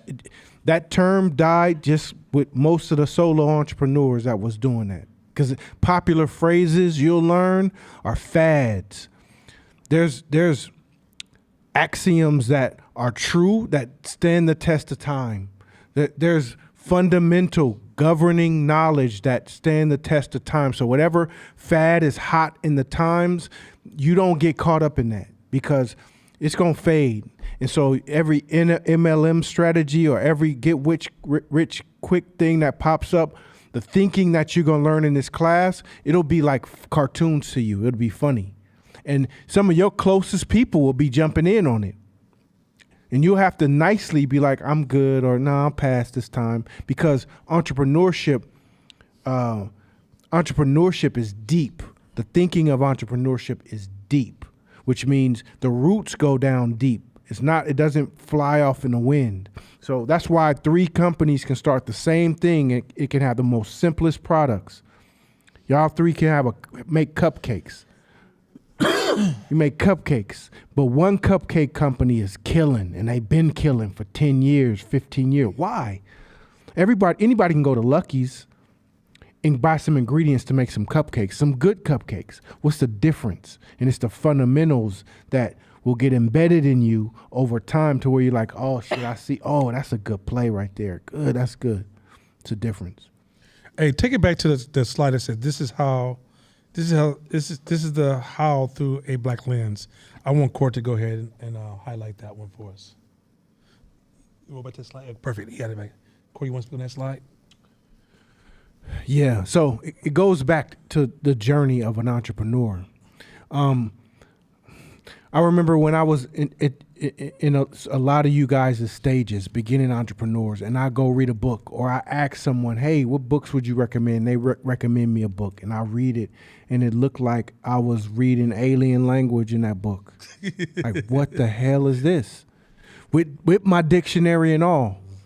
And over time, after reading it the second, the third, the fourth time, listening to the audio book, I'd start to allow things to seep in and shape my knowledge and gain understanding from it, and then apply it, right? And book after book after book, I've learned that this system, these tools, these books weren't written for us. They weren't written for us. They were written, but they weren't written in our language, nor should they had to be. It's not their responsibility, right? So when we talk about this class comes through a black lens, it comes through the lens of somebody who's gone through a similar path as you. So if we know the majority of our people, right? We've been through trauma.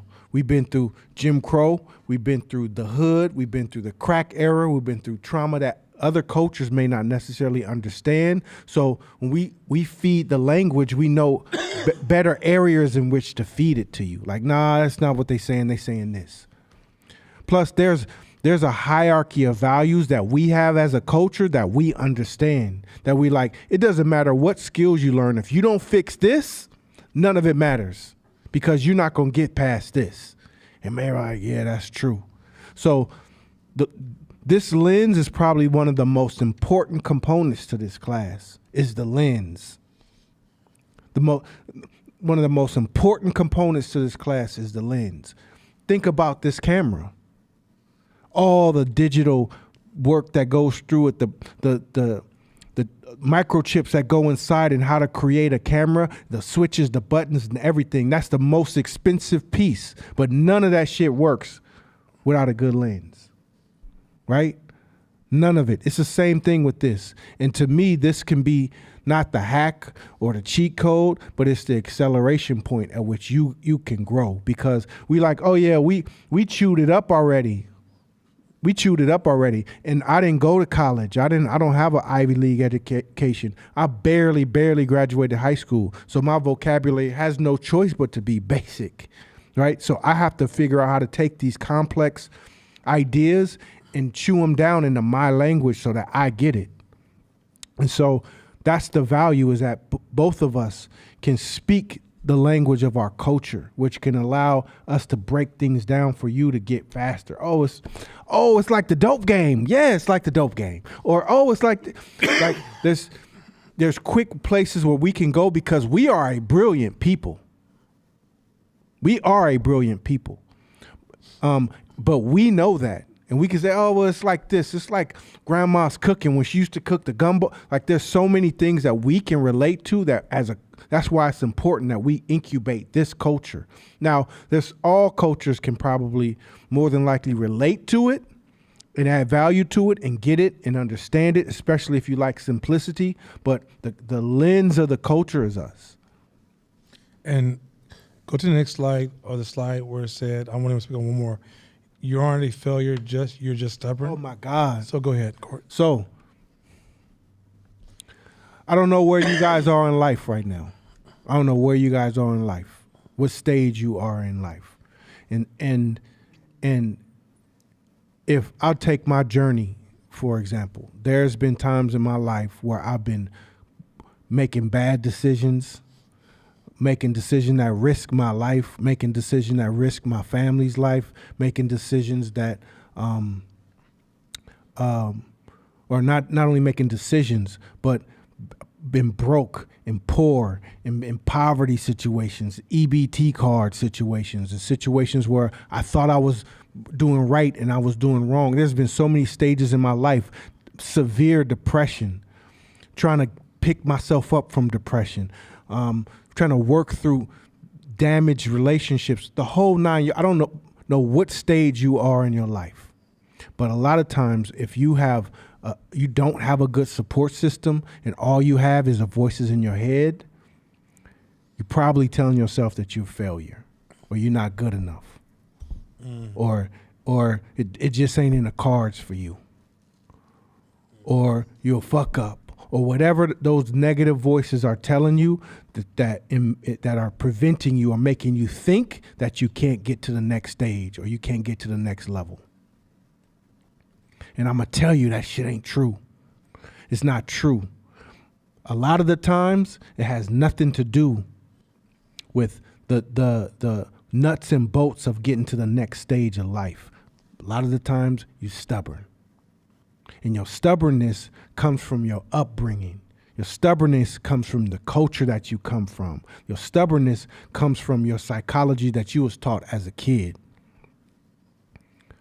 Don't be no punk. You got to fight your bullies. There's so many principles that we've learned that we still hold on to as grown adults, and we try to use them in life and especially in business, and that don't work. So there's some things that can get you from A to, Nana was talking how saying there's A to B, but actually you trying to get to Z. There's certain things in your life and in business that can get you to H just by letting things go. So what you're going to learn in this class sometimes is not the things you learn a lot of the times that get you where you want to go. It's things you got to let go of. And your stubbornness to your ideas is what you got to let go of a lot of the times. Here's why. Raise your hand if you are exactly where you want to be in life right now. Okay. In this classroom, nobody raised their hand. So online, I don't know how many people raised their hand, but if we're going to take the sample size of the people in the class, then we'll say this. If you're not where you are right now, you are a sum total of the shit you know.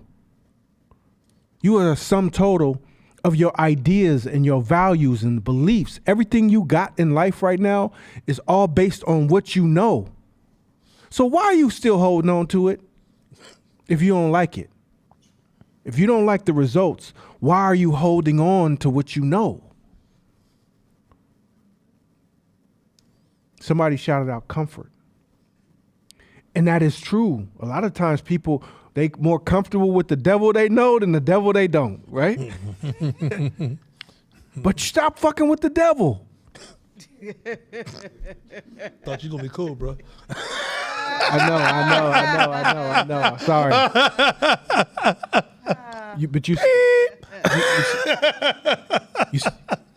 Sorry, bro. You see my point though? Is a lot of it ain't. We are intelligent and brilliant in a lot of ways, but a lot of us are holding on to ideals or ways our parents taught us. I gotta be careful what I say now. I had a relative say, a relative tell me, well, we turned out cool. What? We turned out cool, and that's the reason why you want to hold on to all that hood, dangerous, violent, hurtful, destructive, toxic behavior? Because that's the formula for coming out cool? What about the other 20 relatives that we have out of 22 that didn't turn out cool? So understand it's stubbornness. So, and once you realize that and you'll be like, you know what, that's true, huh? You'll be able to be willing to divorce what you know. Like once you get to the stage to where like, I believe this, I'll stand on that 10 toes down. If you can stand 10 toes down on a belief, but allow yourself to release all them toes and move somewhere else, that's what makes you a great entrepreneur. Oh, he's not. I'm not letting you stop here. Let's go to the next slide. You are your first business. Ooh. Yeah, I'm not letting him stop. Yes. So check it out. Goes back to Nana's point earlier, where you're saying, what is business, right? This is a business class. What is business? You have to understand, you the first corporation, the first LLC, the first sole proprietor is you. So you have to handle your business of you. The better business, the better human you are, the better you're gonna be in real business. If you got a toxic relationship right now, how the hell are you gonna be able to put energy into building a successful business? If you sickly right now because you allowed your health to deteriorate because you eat like shit, you don't work out, you don't do any of those things, but you want to work out, but you want to be successful, how much energy you think you're gonna have in your business? So say you got both of them, a toxic relationship and you unhealthy. How much energy do you think you'll have in your business? If you hella distracted with social media and all these things that's going on, you scroll in 99% of the day, and if we go through and check your what is that called? Time spent on social media, and it's 8 hours in a day, and you've been spending 6 hours on social. How much time you gonna be able to contribute to a business? That's why you are your first business. Once you are able to manage you, then the business part, the probability of the business part goes much higher. And sometimes that's the difference. If we can be almost the same in every way, but if he get 8 hours of sleep and I get 4, it's going to look identical for a while. And then all of a sudden you're going to see a break off. Just that one thing. Just that one thing.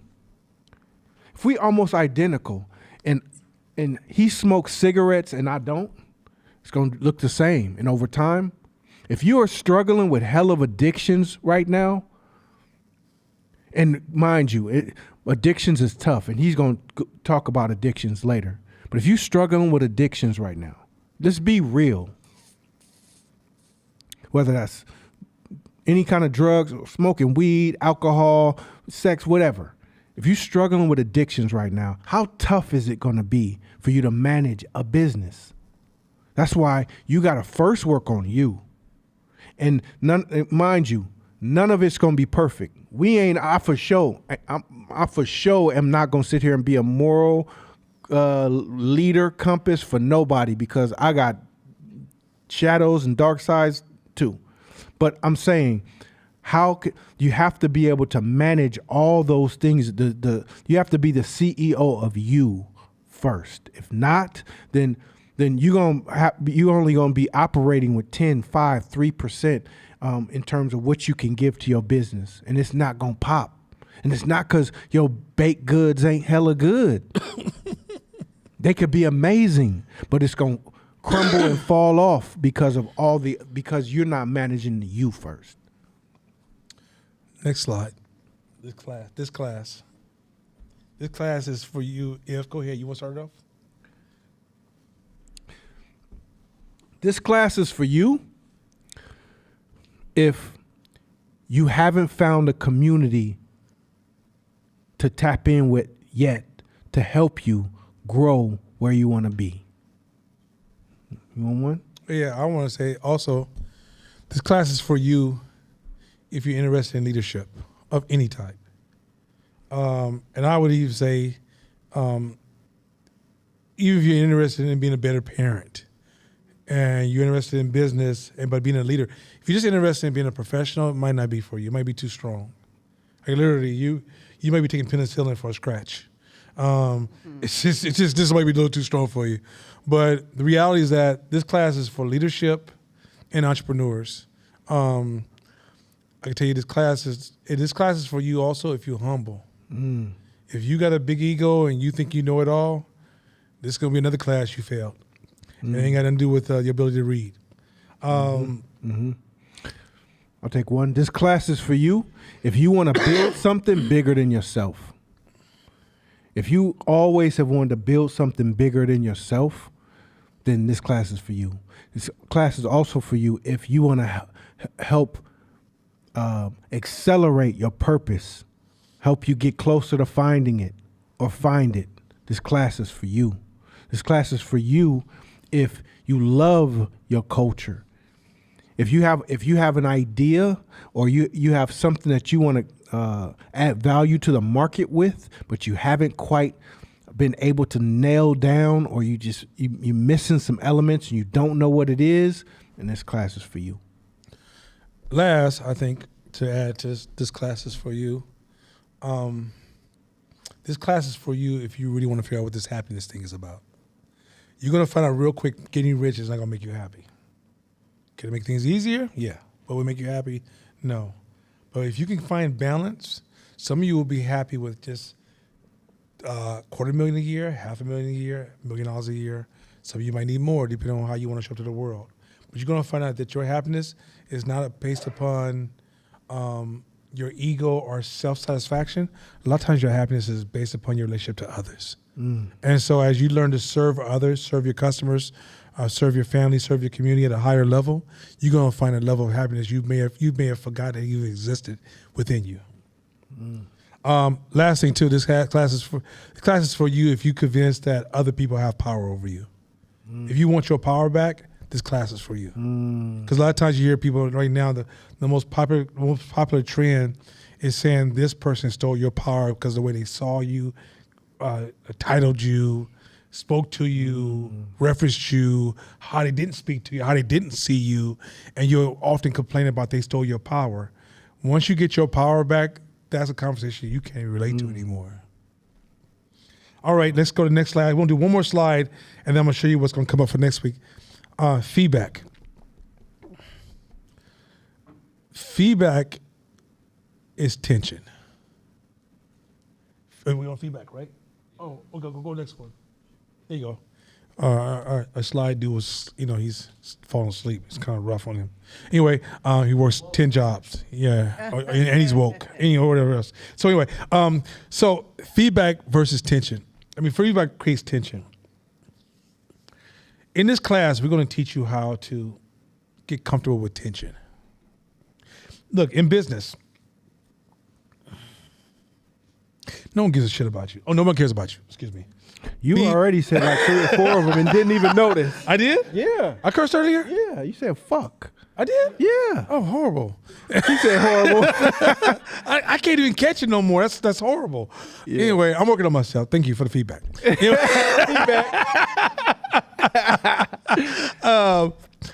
Peep Gabe. This is going to be funny all year.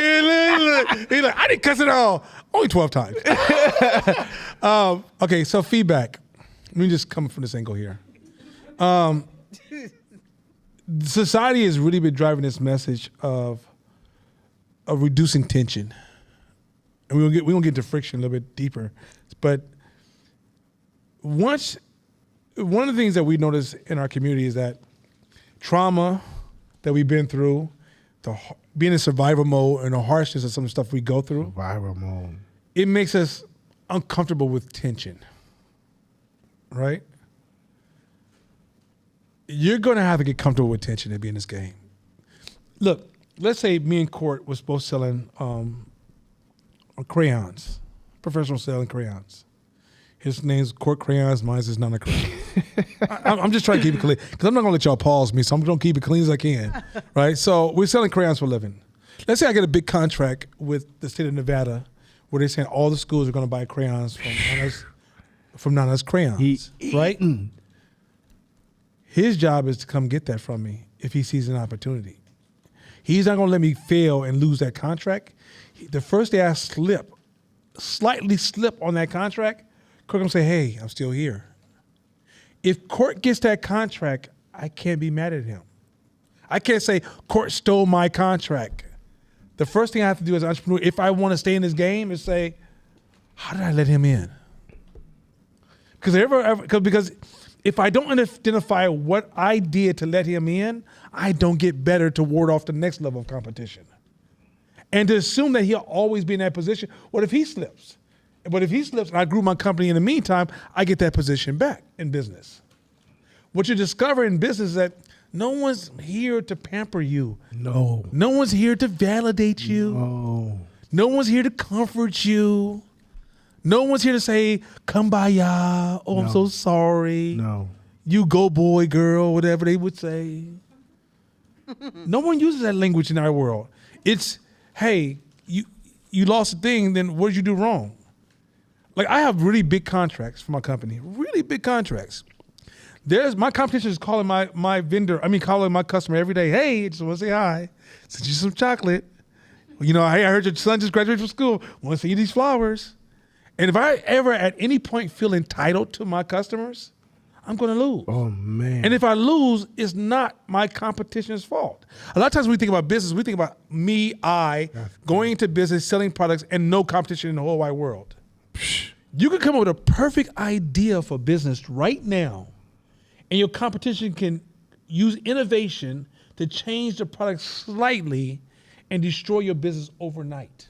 Mm-hmm. So if you're not moving, not only trying to navigate your vehicle forward, but watching the drivers from the front to the side and watching the drivers who are driving that's trying to take your position, you'll wake up one day and realize you're last in line. That's fire. That's fire. Hey, and I don't care if you're watching. One of my biggest clients, he came to me. He's like, "Yeah, man, one of your good friends, one of your boys. Every time I see him, he says, "Hey, what's Court charging you? I could do better."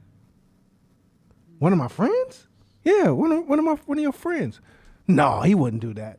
Yeah, every time I see him, he says, "What is Court charging you? I can do better." Hey, it is what it is. My job is to make sure that his loyalty stays here. Whatever tools that I have to use from a branding perspective, I have to continue to service him so that his loyalty stays here. But it's going to happen. Understand. So when you decide you want to get into this business space, you're going to have to, this is why he said the work starts at home first.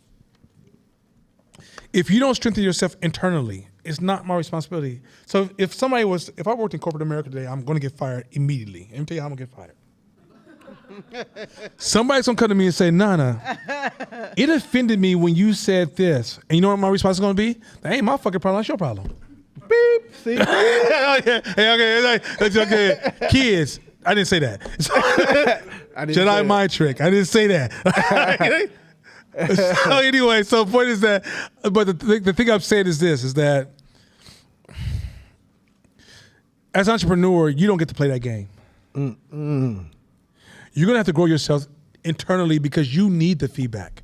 And it's always going to have a certain amount of sting to it. Now, when it first starts, it feels like somebody just fired on you. And you checking to see if you have all your teeth, right? But the more you get used to it, it's just like, okay, so where are we going with this? Because you'll feel the sting, but the same thing is like, there's certain things in life where there's a sting, but you're doing it for a good outcome. You start to associate feedback with good outcome. You'll even get so cold, you associate arguing with good outcome. Me and my business partner love to argue because on the other side is a win. Some of you don't know how to argue because you attach arguments to self-value. When you learn to attach your argument to the outcome of a win that's going to benefit both parties, and that means you have to learn how to speak in a space of argument. So if I say to you, Kaja, I think, I'm not sure if I agree with you. That's welcoming a conversation. If I say to Kaja, what the hell are you talking about? I totally disagree. That's stupid. I just cut off the conversation. I created a wall. Kaja's forced to defend herself. So now Kaja goes into defense. Now I'm in defense because Kaja said some crazy stuff to me, and we're off in a land of violence, right? It might be verbal violence, but we're in violence, right? But in order for us to stay in a space of building and collaborating, you have to learn the language of disagreement to welcome, because what you want, I want to hear why you disagree with me, because your disagreement is an insight. It's feedback. It's feedback. Disagreements are feedback. Mm-hmm. I know that's hard for y'all to, because in the black community, disagreements is an attack. Mm-hmm. It's being devalued. But from our world, disagreement is, I need to see where you're coming from. Mm-hmm. Court reads so many books, and I read so many different books. We don't read the same materials. We have certain things that are common, but then we have certain areas where we break off and have our own specialty. So I may say, I disagree, but I'm off into my other discipline, right? And if he says, I don't want to hear nothing about your disagreement, when you protect your knowledge, you reduce your intelligence. Mm-hmm. When you protect your knowledge, you reduce your intelligence. Mm-hmm. Hey, and here's some other game is as a business person, your goal and ideal is to expand, correct? Meaning you want lots of customers. You want to grow. Now, what's going to happen is those customers are going to come from diverse backgrounds. So if you are easily offended, it's not going to work out. Because sometimes people may say something, if you come from one lens, you're going to, that person's being racial, or that person's this, or or he disrespected me. And you'll be so sensitive that you won't even be able to see people. Once you're able to ask questions, which is going to be something big, a lot taught in this class, is learning how to ask and lead with questions. Then you'll get to the root and allow you to have more empathy with the people around you. A lot of times we're so sensitive to feedback, and it's not necessarily our fault. It's how we were raised. That's the friction that prevents us from growing and being successful. Once we release that, and now we're able to have conversations about all kind of different, even difficult topics, and walk away still cool, then that shows a level of maturity that can allow you to expand. Yeah, you're gonna learn some things in here that's gonna. Yes, you're gonna learn some things in this class where a lot of your popular beliefs that you built your whole foundation on, we're gonna snatch it away from you. And things gonna come crumbling down so fast, but it needs to happen.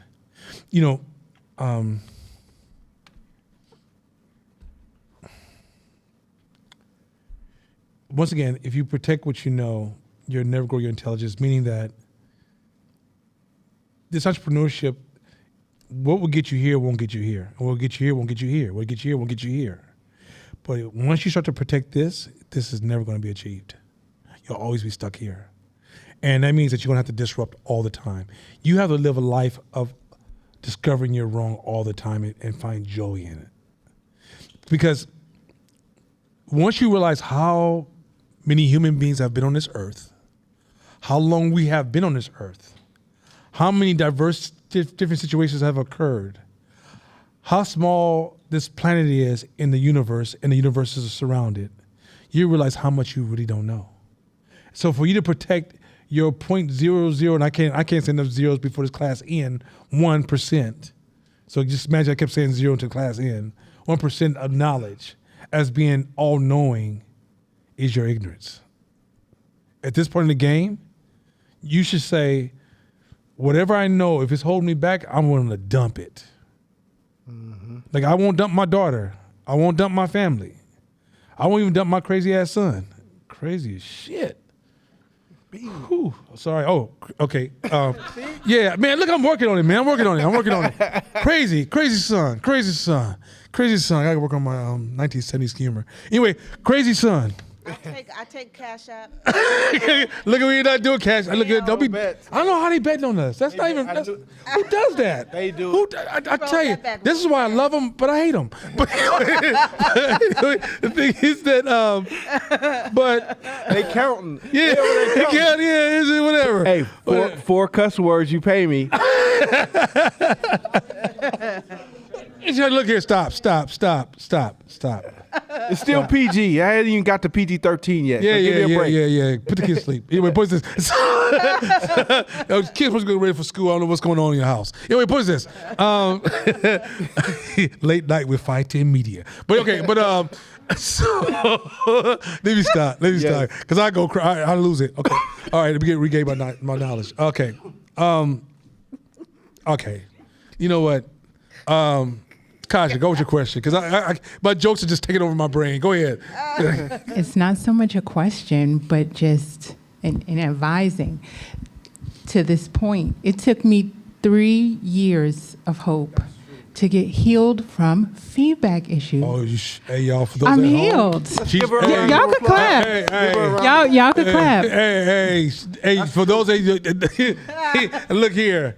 Hey, 3 years, but that's also too very human. Yeah. Let me say this very like we're laughing and joking because that's our girl and we love her to death. But that's some of your changes are going to take that long because they're baked in whatever Kaja history, it got baked in really deep into her mindset. And Kaja here's the funny part. She wasn't playing this feedback shit back in the days. Feedback, you got me twisted. You better find somebody else. But everything else about her was super sweet. Am I lying? The one of the sweetest people you ever know, loves her culture, loves her people, loves to invest in people. She's just a beautiful person. Just don't give her no feedback. And so for her to say 3 years and for her to share that with you guys, I want you guys to understand she's the wise person on the side of the road that says, oh, you think you about to change tomorrow. Ha! Some of this stuff's gonna take you 3 to some odd years, right? It's like okay, I finally got my diet down where I cut my sugar down to 20-some grams a day of sugar and almost 40 plus grams of fiber. That's a beautiful balance, right? You know how many years I took? You know how many trials and errors? Stop and start. I'm finally in the seat. I know the difference because I've broken all of my addictions except this one. And I finally get into the seat. And I know what I'm in the seat, because I'm in the seat, it starts to normalize. But you know how many stressful times, how many times I fail, how many times I failed for a long time, how many times I was the poster boy of failure, and how many times I had to start, stop, and I made it a little bit further each time. And I know the difference because when I did finally break certain addictions, you get in a seat where it's the new norm for you. But until it's a new norm and you're constantly going, I can't eat sugar today. You're going to eat sugar today, right? But when you get to the point where you're like, yo, I'm not even thinking about sugar no more. I'm rolling like this.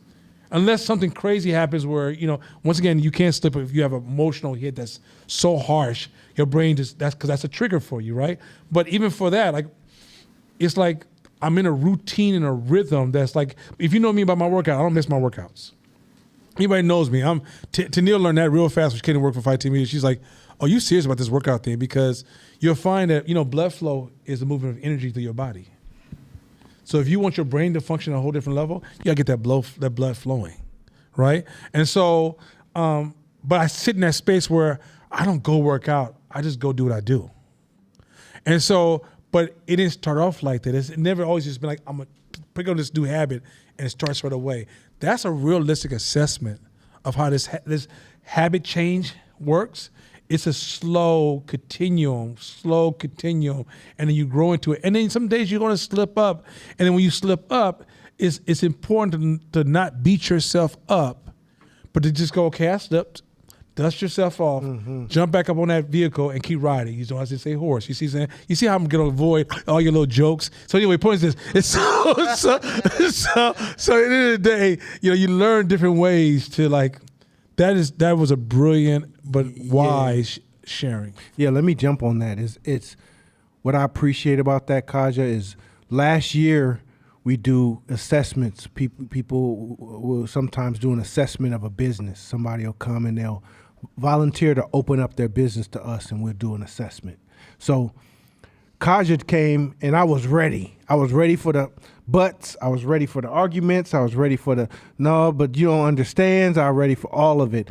And the last one, she was like, okay, thank you for the feedback. And I was like, wait, what? Hold on, we ain't like, we got some jawing to do. But like the shift in you over the past 3 years, because what you were online first, and she used to come out online, but. And so then she came to class, and she would ask questions that people in the audience, they wondered too. And it was beautiful because it allows us to have a dialogue in class and break down those barriers, fears, or whatever. And to see the transition was really dope, dope. Yeah. Yeah. Really appreciate you for that. All right, we're going to skip. We're going to come back to the orient. So rotation is going to take 2 classes. So we're going to pause for a second. We're going to move to the lesson of the evening. We have a lesson for the evening because we didn't want to do just straight orientation because, we always want to create a balance for the alumni and the new students. So we have a hell of a class, a session. Scroll all the way down to addiction. Shabish, I'm going to need you to show up today. So go to the scroll that says addiction. And by the way, when we get back next week, the first thing we want to talk about is Keith Lee and his visit to the Bay Area. But we're going to have an entrepreneur conversation around Keith Lee. And I just want to give you the highlight. I think that cat's dope. I think he's dope. Yeah, too. so I'm gonna speak. I'm gonna speak about him in a dope way, and so this is not gonna be no. I want to welcome your different ideas and different perspectives, but I do appreciate a lot about that young man. Yeah, he will. And it's another sign of like how entrepreneurs can change everything. Like the very fact that he can go into a small city, find a small business, and actually help that business grow. That's huge. Huge. One person. 50 million followers. One person. Insane. Hats off. Salute to that young man. Yeah. But we'll get into that conversation a little bit later. Shabisha, you ready to jump into this addiction? Yes. Okay, is your microphone on? I don't know. Yeah, I hear you. You're on. You can hear me? Yeah. We just turn down. If you need to turn it up a little bit, just let me know if you can hear. By the way, this is about to be cold. Stay with me. This is a cold ass subject we're about to teach. It's about addiction. I know some of y'all are like, wait, I'm about to get in my personal life. No, it's your life. Stop trying to blame me for that. I told y'all, I promise y'all won't be saying, Nana, I'm talking crazy to me last night. I'm not talking to you. Anyway, ready, Shabisha? Yes. Let's roll. Most people understand the addictive properties of alcohol, nicotine, caffeine, sugar, and heroin. Man, sugar and heroin should be on the same list. But anyway, go ahead. Not everyone recognizes that addiction can appear in larger systems and in other guises. So watch this. Here's an example of something that's a simple one-on-one story that starts with you, but it also happens with companies. It also happens with you in a business, whether you're a new entrepreneur or whether you're a mature entrepreneur. Watch this game. So addiction is not only an individual problem, it's a business problem. Next. Such as the dependence of industry on government subsidy. Wait, what'd you say? The dependence of industry on government subsidy. So if your business becomes dependent on government subsidy, that's a form of addiction? Keep rolling. The reliance of farmers on fertilizers. So if the government is providing fertilizer, somebody provide fertilizers for you, are you providing fertilizers instead of other things that's a form of addiction? Keep going. The addiction of Western economies to cheap oil or weapons manufacturers to government contracts. Shabisha, would you say that if you're looking for people to fund you in the early stages of your business, could that be addiction? Yes. Okay. Could we also say that if you're an individual man or woman and you're looking for somebody to do for you all the time, could that be addiction? Yes. If you're looking for somebody to educate your kids and you don't educate your own kids, could that be addiction? Yes. Oh, damn. So you're trying to say we all addicts up in here? Yes. Damn, baby. Let's go and keep this class going now. I'm about to make some money. Let's roll. Okay, I didn't say nothing personally, okay? I didn't say how I'm making my money. Go ahead. I'm telling y'all blacks, y'all taking it too far. I'm just trying to stop right here. My Latino folks, that's not what I'm saying. Keep going. Black folks, y'all know what y'all be like, he ain't no good. And I better get some potato salad. Keep going. This trap is known by many names: addiction, dependence, shifting the burden to the intervener. Oh, so that means that if somebody intervenes in your life and takes away a burden from you, they create a form of addiction? Oh, let's keep rolling. The structure includes a stock with inflows and outflows. The stock can be physical, a crop of corn, or metaphysical, a sense of well-being or self-worth. Oh, wait. Now, Shabisha, you kind of getting deep here because, Shabisha reads, but she's saying a lot. She just said the words. There's more being said. So let me use my translation skills. She says that if you depend on other people to give you self-worth or value, you develop an addiction. Codependency, right? Man, that means you're in a relationship, you don't make me happy. What? Are you addicted? What? Nobody told you that your happiness is your responsibility? Somebody told me that. I mean, I've seen parents, hey, my child makes me happy. Really? No. Don't do that. Come on with it now. So your self-worth, this is about to get cold. And I didn't start this problem. I'm just sharing the problem. It's self-being. I'm not good enough, so everything you say after that, could that possibly be addiction? If it's external? Keep rolling. The stock is maintained by an actor adjusting a balancing feedback loop, either altering the inflows or outflows. The actor has a goal and compares it with the perception of the actual state of the stock to determine what action to take. So the actor has a goal.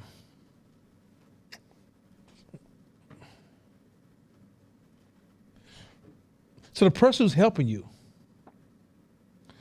who provides or subsidizes your addiction, you're saying they have more control of you than they need to have? They can turn the stock up and down and manipulate you? There's a lot of predators out there. And some of them are unintended predators. Let me be very clear. A lot of kind people are predators. Oh, absolutely. And don't know it. Don't even know it. If I set them right down, set them in front of me and say, hey, you are preying on other people by giving to other people. Some of you give to your children and you're a predator on your own children.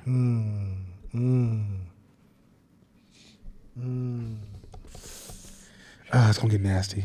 I'm sorry, but we have to, for the new ones, I want folks to understand, I get a taste of what hope is about, right? We don't want to start off too soft, right? I told you friction is our thing, right? All right, let's go to the next slide. Now watch this. Stay with this. Say you are a young boy You understand me? living in a land of famine and war, and your goal is to boost your sense of well-being. Oh, well, let me translate. Let me put that in East Oakland language. Say you're a person in the community who's going through scarcity, and you're living in a land of poverty and hopelessness. Go ahead. And your goal is to boost your personal value. Go ahead.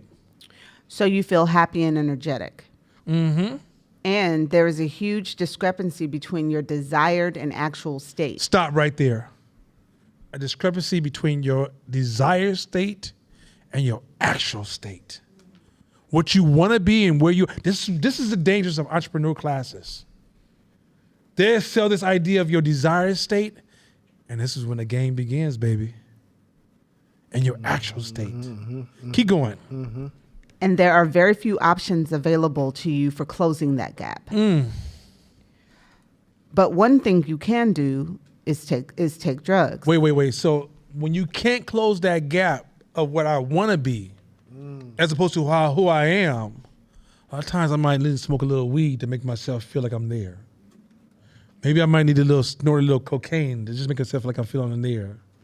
Maybe I need to take a little Valium or a pill just to make myself feel like I'm there. Because in the end, the drug is compensating for your hopelessness. Stay with me. Keep going. The drugs do nothing to improve your real situation. But it changes nothing about your real life. Let me say this real quick. You take the drugs to create the hallucination, the reality, and the imagination and actual reality can come closer together. But when the drug comes down, you realize you are no more closer than you were the night before you took the drug. Keep going. In fact, they likely make it worse. What happens? They say, in fact, they do what? Make it worse. Did you hear that, Court? It's true. Keep going. But the drugs quickly alter your perception of your state. Wait a minute. So let me translate this. So black folks, Latino folks, and all my other folks, as you take this drug, it could convince you your life is different than it really is. Mm-hmm. You become numb to the signals that, when you sober and you healthy mentally, you could tell you broke. You don't need a translator to tell you broke, right? You don't need a lawyer to come tell you that your bank account's empty. You don't need a preacher to tell you that you're in a bad neighborhood. But those signals and that discomfort is going to create action if you have a healthy relationship to it. But if you numb yourself to it, you can unconsciously adapt to it and think it is the absolute norm or the real. You guys going with me here? Because I need you guys to stay with me because this is going to be fun here. All right, keep going. But the drugs quickly alter your perception of your state, numbing your senses. Numbing your senses. That means, remember, go back to feedback. You don't even sense feedback no more. It's numb. So people giving you feedback everywhere and you can't even hear it because you numbed your senses. Keep going. And making you feel tireless and brave. Tireless and brave. Keep rolling. Come on. Just keep going. So I'm going to get to this. Go ahead. Keep going. Similarly, if you are running an ineffective company. It's about to get nasty. Wait. Let's rewind this because it's going to get so nasty that I want y'all take a deep breath first. All right? Because I don't want y'all going home taking no Prozac. Okay, let's start from similarity. Similarly, if you're running an ineffective company and if you can get the government to subsidize you, you can go on making money and continue to have a good profit, thereby remaining a respectable member of society. Okay. You're running your company and somebody gave you 10,000, 50,000, 100,000, 200,000, and your product's never matured in the market. It's never caught momentum. I was talking to Mashama about surfing. We don't tell the whole story. It gets pretty bad. But one of the things he told me about surfing is that in order for you to surf, you have to get the board moving at the speed of the wave to catch the wave. And that's much harder than you realize. I know anything about surfing. I'm not getting out no cold Pacific Ocean. Now if I was in Miami, I might have tried it. But anyway, so he says you have to catch the board, right? Hold on a second. So keep looking at what I'm looking at.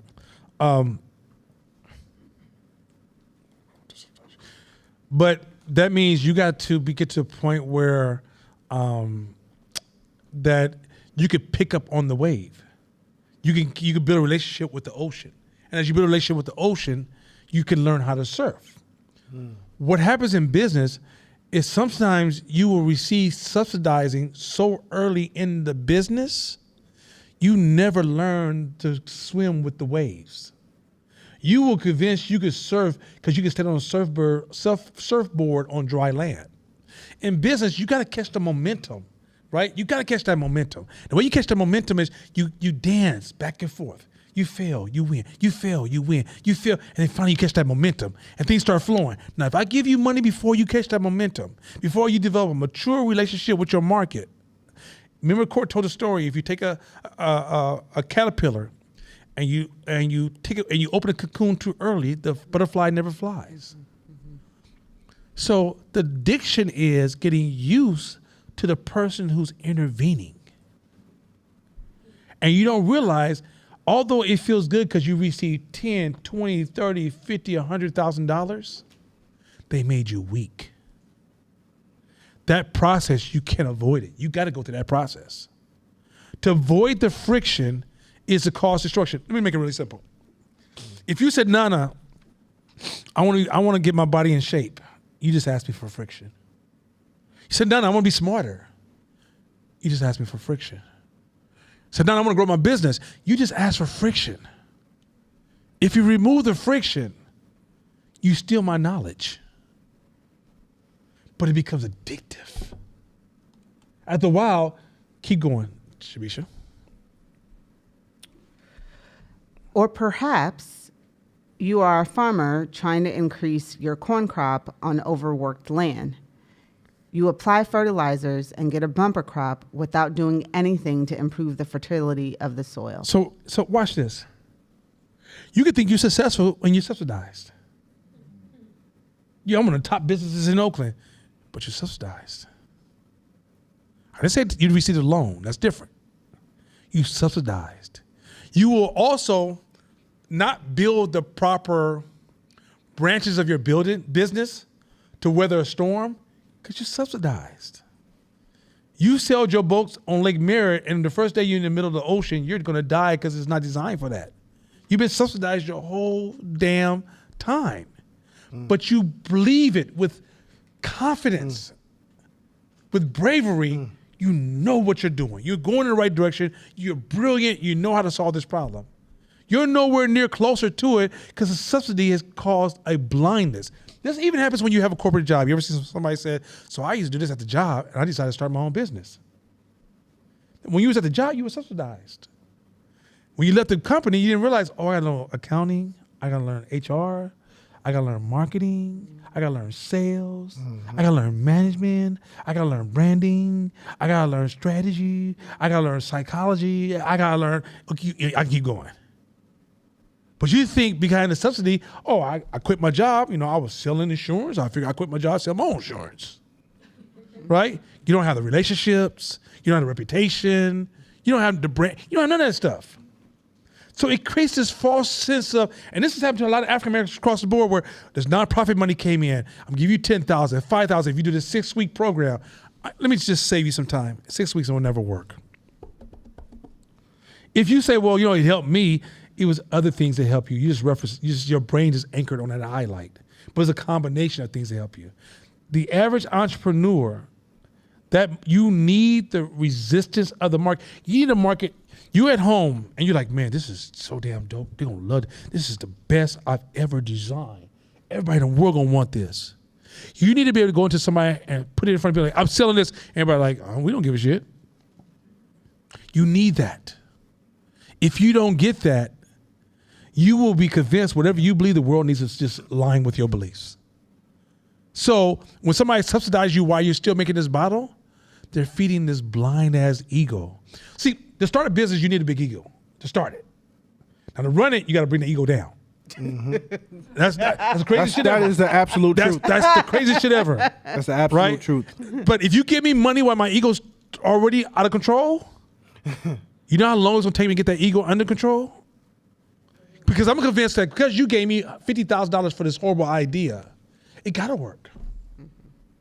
There's sometimes in business, and Corey can testify to this, you can start on this idea and find yourself selling on gasoline. But this got you the gasoline. Like, there's no connection. Yeah, there's no connection. That's how it happens. Right? But you have to be able to let this go to get to the other one. But some of you are going to die with the ship. There's lifeboats everywhere. You're the only person on the ship. And you talk about, I'm going down with the ship. Why? Jump. No. Right? So at the end of the day, I want y'all to see how this is a cold-blooded game because it's going to get worse. Keep going, Shabisha. Next slide. Examples of dependence and burden shifting systems abound. So this is examples of shifting the burden to other people or depending on other people. Go ahead. Similarly, if you're running an ineffective company, A trash company. and if you can get the government to subsidize, Subsidize that trash. you can go on making money and continue to have a good profit, You can make money off of trash. thereby remaining a respected member of society. So here's a cold thing. Running a trashy company, You're being subsidized by government for that trash because you're black, you're BIPOC, you're DEI, you're whatever the fuck else they want to come up with. Whatever the heck you want to come up with. Heck, I'm gonna go home and work on my profanity. I gotta practice. I gotta do work. Get back to my meditations. Anyway, put it this. So Thank God this ain't church, huh? they be like, "Hey, bro, you gotta go." But here's the cool part. Let me tell you where the addiction comes in. There's two big currencies there's more than two currencies, but there's two big currencies that have a lot of impact in business. One is cash, money, and the other one is status. So because you're running a trash company that's overly subsidized, or too much intervention, or somebody shifted the burdens to outside individuals. Even if you're a person running a company with a loved one and your wife gives you money while you run a trash company, they allow you, so every dollar you make, you're able to pay rent and keep the lights on, but that's really a trash company because your woman or your man is paying you on the side. Same thing, right? This is real talk. I'm talking to us now. I'm talking to working class people that's coming up to the game. Black folks who, come on, these are real conversations we're having around the block. What seals the deal for you is you get status money. Yo, here come Kaja, the entrepreneur. She doing big things. Kaja, you gonna speak at this next event for us about entrepreneurism?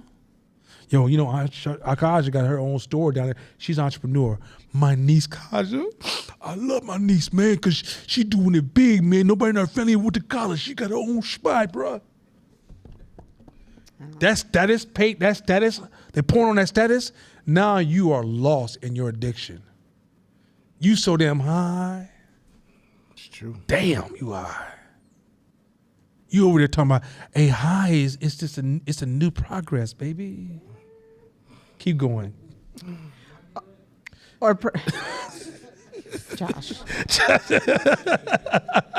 Josh. Anyway, go ahead. Or perhaps you are a farmer trying to increase your. Did I read this already? No, wait. We go on. Okay. Nope. Okay. Or perhaps you're a farmer trying to increase your corn crop on overworked land. So your land is overworked, but it's because it's subsidized with so many chemicals. You apply fertilizers and get a bumper crop without doing anything to improve the fertility of the soil. So watch this. That means, stop for 1 second. You're making money off of soil that is over-fertilized, but you're not protecting the soil or maturing the soil. So you're producing an inferior product daily that long-term, not right away. You're not going to business right away. Business look good right away. But long-term, because you built a poor, subsidized business that you forgot is subsidized, that you already have a 5 to 10 year cap. And it won't because competition took your space. Your product became weak because you underserviced the soil that your food was growing in. So when you first started, your tomatoes were fabulous. They tasted great. You built a great brand. You start building partnerships with different companies and restaurants, and you're pushing tomatoes out the door, and all of a sudden your tomatoes just slowly drifted. And then you started to, we need to get more land, or you started to blame other people, or you even started to fight other people when it really came down to you just had a poor business model because it's been over-subsidized. Keep going. The trouble is that the states created by interventions don't last. Wait a minute. You said it doesn't last when people provide interventions? Mm-hmm. When your boyfriend, your girlfriend provide interventions? Mm-hmm. When the government provides interventions? When people that's playing adults, when you're not playing adult, provide interventions? Are you saying when you're a child and your parents are providing interventions, it doesn't last? That's so much game in that. Mm-hmm. So much game. Keep going. Mm-hmm. The intoxication wears off. The what wears off? Intoxication. Keep going. The subsidy is spent. Your money is spent. The fertilizer is consumed or washed away. You stuck there nothing. You think it's because some outside forces or no, this is a principle that you got to know up front because it's like drugs. It looks so good up front. You know, have you ever seen people sell you the value of being high? How many years has Snoop Dogg said, man, smoke weed is the best thing ever? Mm-hmm. You can buy into that really easy because it looks fun. It looks exciting. It did make you feel better at that moment. But if you're playing this game for real and you understand this game, we're not in this game to be rich for one day. Because let me help your brain process this. Life is a continuum. If you're rich today and you're not rich tomorrow, you'll be broke in a few weeks. Mm-hmm. Go ahead, Kaja. This is interesting because I've seen this, I've been watching this happen with a couple of businesses that have a very front-facing profile. And with what you're saying, I wonder, how do you know the difference between an intervention that got a non-trash business over a hump versus an intervention to a trash business? We'll get there. Keep going. Just Okay. keep rolling. Next one. Next slide. Shifting burden. Shifting a burden to an intervener Can't be a good thing. Can be a good thing. We're going to get into that in 1 second. So shifting the burden to an intervener can be a good thing. Keep going. It often is done purposefully, Mm-hmm. and the result can be an increased ability to keep the system in a desirable state. Mm-hmm. Surely, the 100% protection from smallpox vaccines, if it lasts, is preferable to only partial protection from natural smallpox immunity. So, like, hey, we can get rid of smallpox and it works and it lasts. It's better than, hey, okay, let's just see. Look at the gun. Let's play some Russian roulette. You got smallpox. You got smallpox. You didn't make it. That's not going to work. Right? So at the end of the day, it's like, so there's sometimes when you do intervene, right? I'm going to get into that before we close. I'm going to call you, I'm telling you the difference in the language. Keep going. So some systems really need an intervener. So sometimes systems do need intervention, right? And that actually is way more complex than you realize. It requires a lot of thought. Helping people requires thought. If you have an impulse to help somebody, pause. Let me say this again. If you ever have an impulse to help somebody, pause. It requires a lot of thought because sometimes the consequence of our actions are necessary. And if you remove the consequences of our action, then don't be surprised we're at your front door next week. Don't be surprised at some point that when they do fall, when you stop intervening, they blame you, or they come for you, or they attack you. You got intervention, whether you're an organization or individual or a business internally, all support and intervention requires complex thinking. I'm sorry, the world's not simple, so your simple ass thinking ain't gonna work. Your simple thinking ain't gonna work. Okay? I'm working on it, bro. I'm gonna get there, but man, look here. Okay, I can't I promise you compl- within. I'm not going to talk. I can't. I'm not saying nothing. Keep going. The Nepalese restaurant that you like, it's a good place for us to go because after all of the cussing, that's where we gonna get to go. Okay. All right, okay. Whatever. But the intervention can become a system trap. So this Let's individual. work into it. 6 months or something. Let's just work into Yeah, we're gonna grow into it. We're gonna get better. Come on. So the intervention can become a systems trap. Keep going.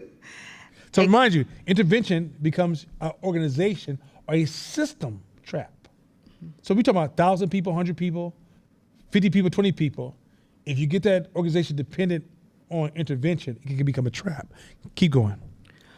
A corrective feedback process within the system is doing a poor or even so-so job of maintaining the state of the system. Mm-hmm.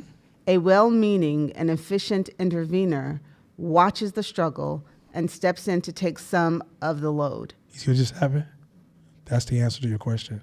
So well-meaning intervention. So me and Shabisha had this conversation. I was like, yo, if you want to help black folks out, you know, how many women you know who are really, like, black women have been running the game on entrepreneurism for quite some time, right? But they need childcare support. Mm-hmm. When you first start a business, you need tax support, right? You might need legal support. You might need a place where entrepreneurs can get together and share techniques and strategies on vendor relationships and to be able to validate which are the good vendors versus the bad vendors. There's certain things you can do for an entrepreneur where you're not removing the friction, but you're allowing them to speed up the process or give them support where they don't need long-term needs in that space, right? If you have tax needs and once you get to a certain number, you can pay for your own tax person. But in that first early stages, I need a tax support, right? So there's just certain things that you need in the early stages. That's smart intervention. Bad intervention is, here's 10 grand. Good intervention, I give you a 10 grand loan, but let's get you ready for that loan. Because it still falls on you. You see the difference? Give you the money, loan. Which one you have more skin in the game? Straightforward, right? Let's roll.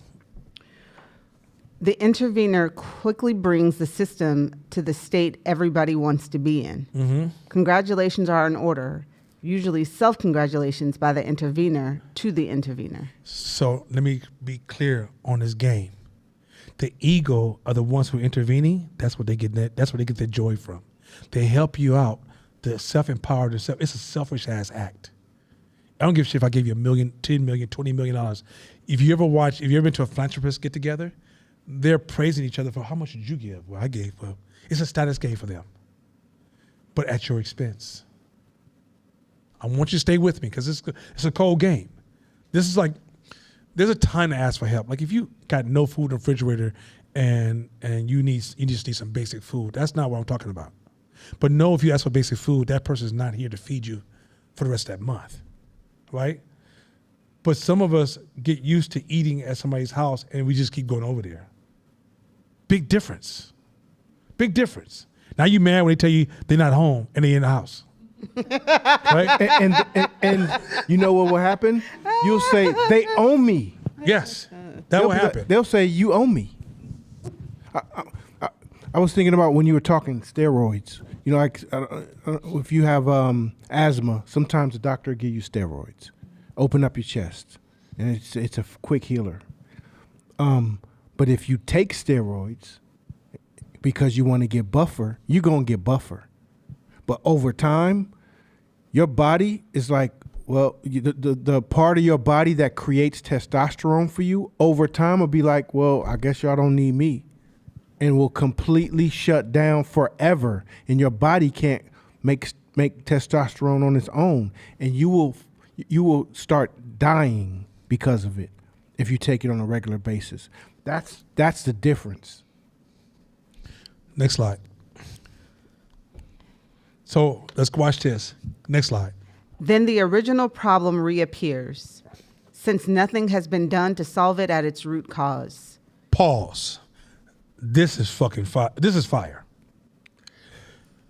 A lot of people who are working in our community are solving the symptoms and not dealing with the problem. Mm-hmm.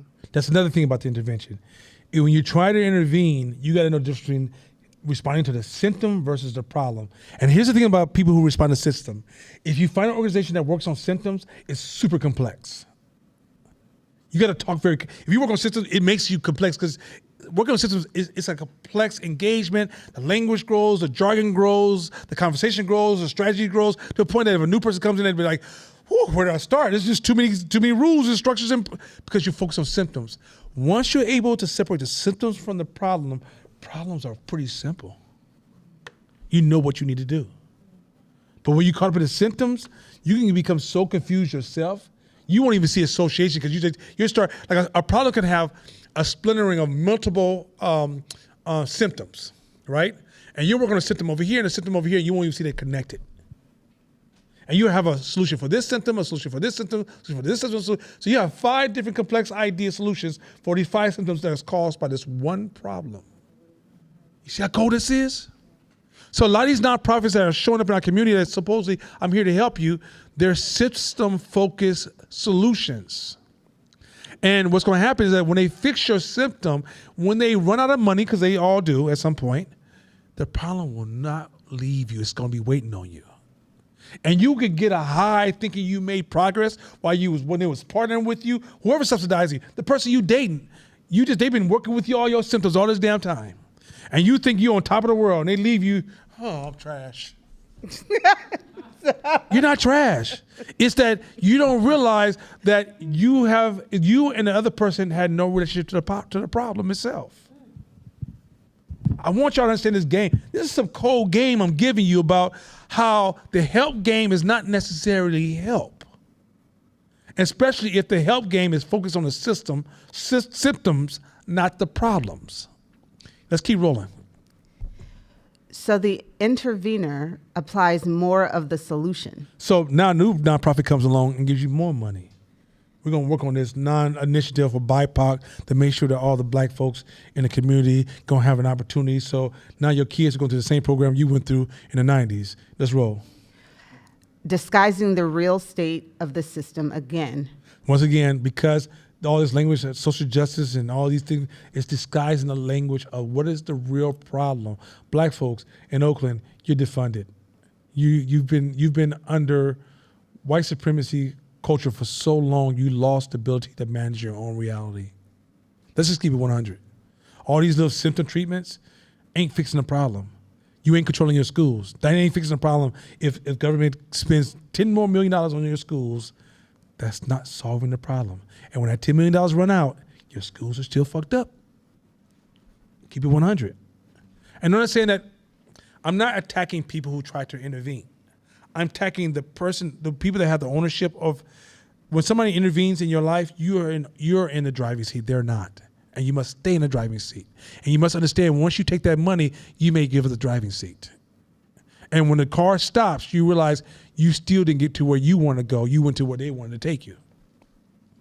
You get where I'm going with this? Stay with me, because I'm giving y'all some cold game, because you got to know when to say no. Just because the money looks good, you gotta get your bag. It's the bag. You gotta just take the bag. I take the money. Okay. And when the high wears down, your life is still not where it's supposed to be. Keep going. And thereby failing to act on the problem. So also too, once again, because now you're distracted with all these symptoms, the problem's being neglected. Go ahead. That makes it necessary to use still more solutions. So now you need more solutions. Do you see how the complexity starts to grow? I need more solutions. I need more solutions. I need more solutions. So now you have all these programs like, okay, so one of the ways we're going to help work with the black community is we're going to teach every young black person how to play the piano. That's it. That's what's going to happen right there. Well, no. You know what we're going to do? We're going to have a program where we're going to have young people go swimming in the river during the summertime, which is going to change everything. Well, no. I got a better one. We're going to try to bring yogurt to the schools, because it's just yogurt. I mean, it's yogurt, right? The health. I mean, the health is a problem, right? Josh, you see how these ideas. I'm trying to keep it clean, so I don't want to feel like, I don't want any organization that's listening to us to feel like because I'm not pinpointing anybody. This is a systemic problem. System problems. If you realize this problem applies to you, your organization, or your personal life, I'm not coming for you. I'm showing you these are just the rules of the universe that we live in. And so it's critical. Self-sufficiency for entrepreneurs, that should be synonymous with the word entrepreneur, self-sufficiency. Okay, go ahead. Next one. Next slide. The trap. The trap is formed if the intervention, whether by active destruction or simple neglect, undermines the original capacity of the system to maintain itself. Okay. Listen, Court told the story a second ago. When somebody subsidizes you for a long time, you lose the ability to take care of yourself. Let me say this real quick. I want you to understand this. If somebody subsidizes you for long enough and you get used to it, once you get used to it, you lose the skills to take care of yourself. You get used to people giving you money. At one point, there were people traveling around just trying to get that $10, $20, $30, $50,000 from cohorts and nonprofits who were giving money, because all that money that came in from George Floyd, a lot of people did form these nonprofits to give it to black entrepreneurs. So as they try to provide you money, they actually stripped you of your talents and your skills. You became numb. You don't see the market. You stop seeing the customer. Okay, you remember we taught a class, I said, hey, number one goal, go sell some right? I caught myself one time. Anyway, so go sell some stuff, right? And people looked at me like, huh? Do you know how many times people come to me, talk to me about their business, and they never went to go sell something? They got used to the subsidies that surround this idea of doing business without selling a product, selling a service. What are you doing business as? Right? You've been subsidized so long. If I say, hey, black people start our own school, well, how do we do that? Man, just take 4 kids in your house, teach them. Goddamn, what you mean you know how you do that? You figure it out. But you've been subsidized by the system has been providing education for you for so long. Yeah. They don't even educate our kids. And no offense, is it their responsibility, really? Or have we been subsidized so long we forgot it's our responsibility? Right. Your street. I'll go to some of your blocks and there's trash on your streets. Damn, man, these folks on the block, they don't want to clean up. Really? Or have you been subsidized by outside services for so long that you don't realize the responsibility of taking care of your block? Or you renting your apartment and you won't clean up downstairs because it ain't my apartment. You've been subsidized from ownership for so long, you don't even take care of the apartment, the block your apartment sits on. I want you to see how this happens. So when you're going around and people are giving you money in your early stages, they're not helping you. I said this last year, and some people got mad at me. People literally got mad at me because I said, stop giving people money. Now, if you loan them money with a low interest loan, there's a couple of reasons why that's great, because then they have to pay you back. So that means that's part of the struggle, right? You're holding their feet to the fire. Number two, if they pay you back, even with a low interest, you have money to go give the next year. So now we have something that has exponential growth. You see where I'm going with this? But if I give you money, when the money runs out, where do we go with that? When the giver stops giving, what's going to go down? And when the giver cuts back, you just suffer. You don't even know how to clean up because you forgot how to clean up. This is some cold ass game I'm trying to share with. Like, if a person comes to your life and says, "Let me give you the world," say, "Whoa, whoa, whoa, hell, whoa, player." It's a red flag. Hey. It's a red flag. It's a red flag, yeah. Is that a red flag? Share your happiness with the person you fall in love with. Kaja said she'll take the flag. Okay. Okay. 2 or 3 years, we got to work on it. Give us some time. Give us about 3 more years. 3 years from now, you'll change. She'll be like, man, you can keep that flag. Right now, she'll be like, I'm draped in flags. So the thing is that, so what I'm saying, is that, you know,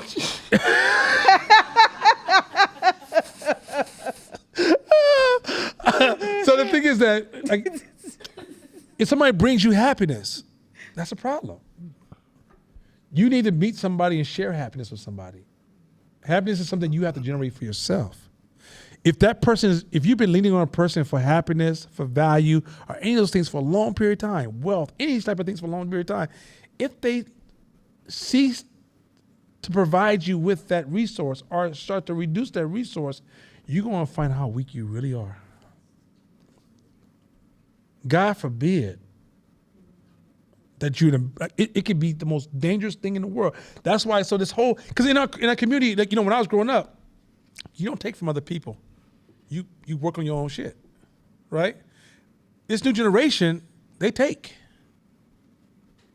My man just brought me this expensive purse. My man just took me on a trip. So you went on a trip and you didn't pay for nothing? Okay. Oh, you got a kind wolf. Wait till you get the big bad wolf. And the big bad wolf will pay for a little bit and ask for a whole bunch more. Am I lying, y'all?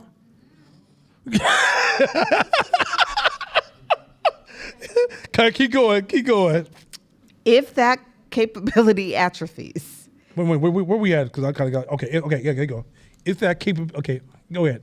If that capability atrophies, then more of the intervention is needed So when that person moves on, you need more intervention. Keep going. to achieve the desired effect. So guess what? Guess who don't control their life anymore? Guess who's not running their business anymore? Now you want to tell white people, oh, white supremacy, they won't let me have. You got used to the addiction, baby.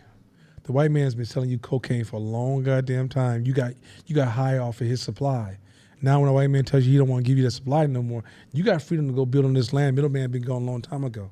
But guess what? You don't know how to build anymore because you've been sitting on daddy's front door every day sniffing. Just, okay, daddy, where you want me to go next? I'm keeping it real. This is a real game, but this is system. These are system rules that apply across the board. If you're running a company and this whole time, okay, let me help you out with this. You got one company paying you 90% of your 90% of your revenue. You're addicted. You have one company providing 90% of your revenue. You're addicted. Because if that company at some point says, nah, let me do this, I want to go this direction. This is what happens. Nonprofits go through this all the time. Nonprofits say, hey, I want to save trees. By the time they get addicted to all the hits from all the donors, they're over there saving rocks. How in the hell you get from a tree to a damn rock? Because you got addicted, baby. You got addicted. Oh, baby. Don't be addicted. Daddy be back. Okay, hold on a second. Let's keep rolling. Next one. That weakens the capacity of the original system still more. So it weakens the system more. Keep going. The intervener picks up the slack and so forth. Keep going. Next one. Same slide. At the bottom. Why does anyone enter the trap? So why do people enter the trap? First, Wait. Why do you get addicted, baby? Tell them, Shabisha. first, I already went through this, and you bring me back to bad thinking. Hey, man, look here. Hey, if I had a glass, a cup right now, y'all lucky I didn't wear a suit because I have one of my little brim on. But go ahead. First, the intervener may not foresee that the initial urge to help out a bit can start a chain of events that leads to ever-increasing dependency. Boom. The intervener won't even see it. Interveners are not walking your life to white folks, not in all cases, try to manipulate you. I would say most cases. The person who came as a nonprofit wasn't trying to hurt your feelings. They didn't think about giving. I sat in a meeting today with a large group organization, and they talking about giving. And I was like, whoa, freeze, stop. There's a difference between intervening and leveraging. And your intervention, you think it's going to help our community, it will cause damage. And so the intervener never, most of the time, don't even know what they're doing. Keep going. Which ultimately will strain the capacity of the intervener. So it will strain the capacity. It will strain your capacity. All those nonprofits that gave you 10, 20, 30, they were straining your capacity. Keep going. Second, the individual or community that is being helped may not think through the long-term loss of control and the increased vulnerability that go along with the opportunity to shift a burden to an able and powerful intervener. Can you read that one more time? That's just, so read it again. I'm gonna slow it down for you because some of y'all probably finished it before. Because I told you we were in a slow class, right? Like we didn't read that fast. So let's slow this down one more time because I want folks to really get this like I would have had to get it back in my days. Go ahead. Second, the individual or community that is being helped may not think through the long-term loss of control. Slow. Stop right there first. The long-term loss of control. It didn't say the immediate loss of control. When I intervene, you think you still have control. You do. But you're losing it slowly but surely. And the longer I keep you hooked, the more control you lose.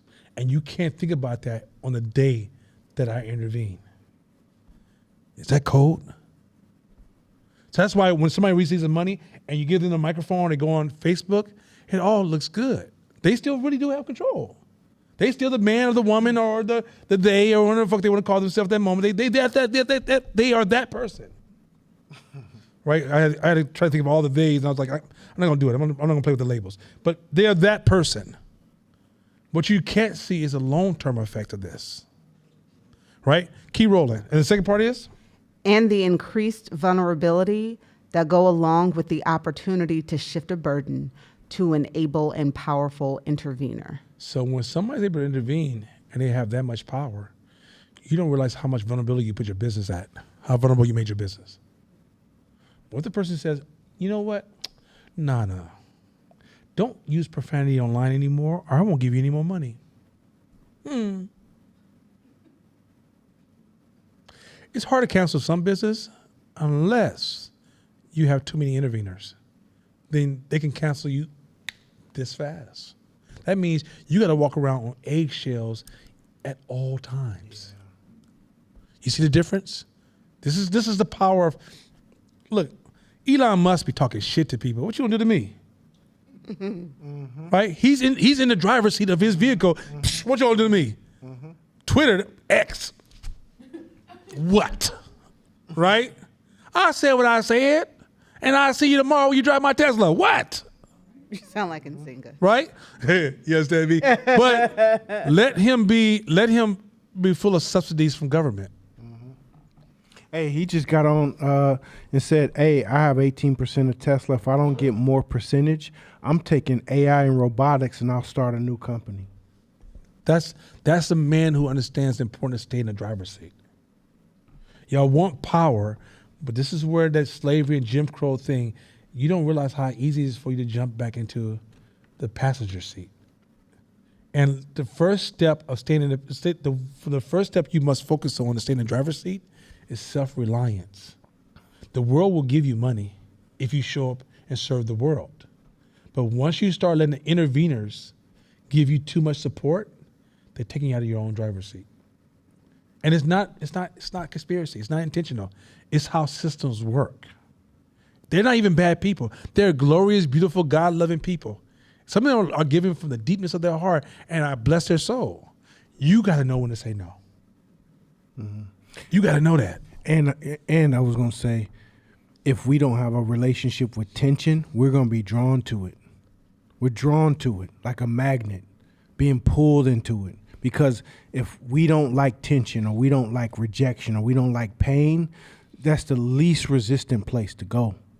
So just like if you didn't have parents as growing up as a child, and you didn't receive the love of a mother and the nurturing of a father, then when you grow up, that void is going to be a magnet to somebody who can give you all of that. And it's so hard to resist it. It's almost a natural pull. But consciously, if you like, I want to go over, but I have to manually remove myself. It's a tough thing to do. Next one. Next slide. If the intervention is a drug, you become addicted. The more you are sucked into an addictive action, the more you are sucked into it again. One definition of addiction used in Alcoholics Anonymous is repeating the same stupid behavior over and over and over, and somehow expecting different results. Addiction is finding a quick and dirty solution to the symptom of the problem, which prevents or distracts one from the harder and longer term task of solving the real problem. Wait a minute, read it, because that part right there is so cold. I'm going to remove my glasses and not see the words, because I need to just hear the words. Say it again. Addiction is finding a quick and dirty solution to the symptom of the problem. Wait, a quick and dirty solution to the symptom of the problem, which prevents or distracts one from the harder and longer term task of solving the real problem. Let's go back to what Kaja said, 3 years.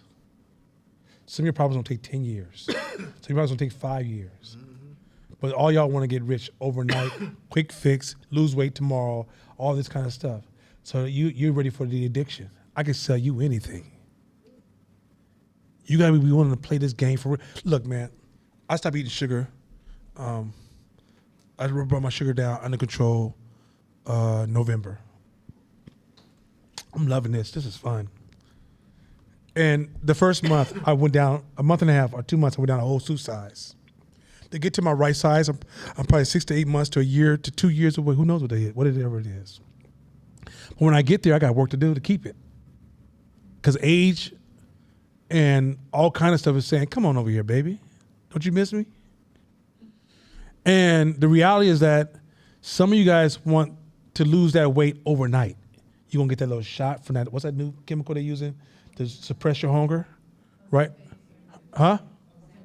Ozempic or whatever, Olympic, whatever it is. Anyway, but the drug they're using right now to suppress hunger, right? Or whether you get an operation. Even an operation has friction attached to it. Don't get it twisted. Don't think y'all gonna get an operation and eat happily ever after, right? It doesn't work that way. The reality is that because you gotten so used to quick, fast, dirty solutions, you don't even know how to problem think anymore. That's how you move. You're addicted to the fast hit, the quick way, the quick click, the quick solution. You can't sit in this class because it's too slow for you. Look, I've been in business for 18 years. First 5 years, I made little money. I've been full entrepreneur for 18 years. Not part-time working, not a little side hit, no cute woman to take care of me. Because she wouldn't be ugly, she'd be cute. And in that process, I had to go through a lot. But once I got to a certain point, I know how to stay here. But some of you guys want to wake up tomorrow and mind you, some people can do it in 5 years, some people can do it 10 years, and some people may take 20 years, right? But we're all going to do it at different rates and speeds. Mm-hmm. But for those of you who are trying to grow this, whatever idea you have overnight, you don't realize how much you're compromising yourself. It ain't going to happen. That's why the 5 steps of success. What 5 steps are you talking about? You mean 5 years? Hey, remember I told you I got caught up. I spent 30 racks on a seminar, start at the top. He said, no, he didn't 30. say 30 racks for those of you who were raised in BIPOC soft communities. That means $30,000. $30,000 because I could skip all the steps and start at the top. Like the system is designed to manipulate you and pull you in, but friction, the actual art of the friction, is what makes you tough enough to endure the next step. It's just that's you got to get comfortable with that game of friction. Okay, so read that last sentence. That's the last sentence is so pippish. Hold on. Shabisha, go lay down the game, baby. Lay the game down on him, baby. Just lay it down on him, please, baby. Addictive policies are insidious because they are so easy to sell, so simple to fall for. Oh, baby, don't tell him that. You're going to mess the game up. Easy to sell and simple. It's simple to sell and easy to fall for. I want y'all to understand, like, I'm not mad at anybody who's fell victim to this. I just need you to know, for the newbies and for those who are talking to their peers giving feedback, oh, they're going to give me $20,000 if I just fill out this contract. Try to talk to them. It's going to be hard for some, and some, I mean, you ain't going to make it. But I've already been in those shoes. I've been in shoes where I've been offered from when I had no food in my refrigerator, can I give you $1,500? No, you can't give me shit. I'm literally spending $20 a week to survive. Can't give me shit. I say, because if you give me that money, I'm going to return back to where I started because I need to learn how I got here. When we was at a certain point, let me give you $300,000, Nana. I want you to invest $300,000 in you. Would you invest $300,000 for me? I can't do anything with that money right now. I'm not at that stage. I need to learn what's next so I can get to that stage on my own. Because once I get there, if I slip, I know how to get back. But if you put me there and I slip, I got to wait for you to come around again. You see the difference? This is game recognizing game. Let's keep going. Next slide. Sorry, there we go. Are insects threatening the crops? Rather than examine the farming, the monocultures, the destruction of natural ecosystem controls that have led to the pest outbreak, just apply pesticide. Ooh, y'all hear that? Instead of you trying to see what caused the growth of pests, just put some pesticide on it. Keep going. That will make the bugs go away and allow more monocultures, more destruction of ecosystems. You see that? This is business strategy off the top. Do y'all see the business strategy in this? You have a problem in your business. You let somebody fool you to apply the pesticide to the problem and never solve the causation of the problem. So then what's going to happen is that at some point the problem gets so large, out of business. You're out of business. Because you've been neglected. You think you've been moving and being effective because you applied pesticide and the pest went away. But when it returned, it shouldn't have happened to you. I don't understand. This is stupid. This is racist. This is sexist. This is homophobic. None of the three apply. Keep going. That will bring back the bugs in greater outbursts, requiring more pesticides in the future. Next slide. I've been there. It's worth going through the withdrawal. Oh, watch this. Hold on a second.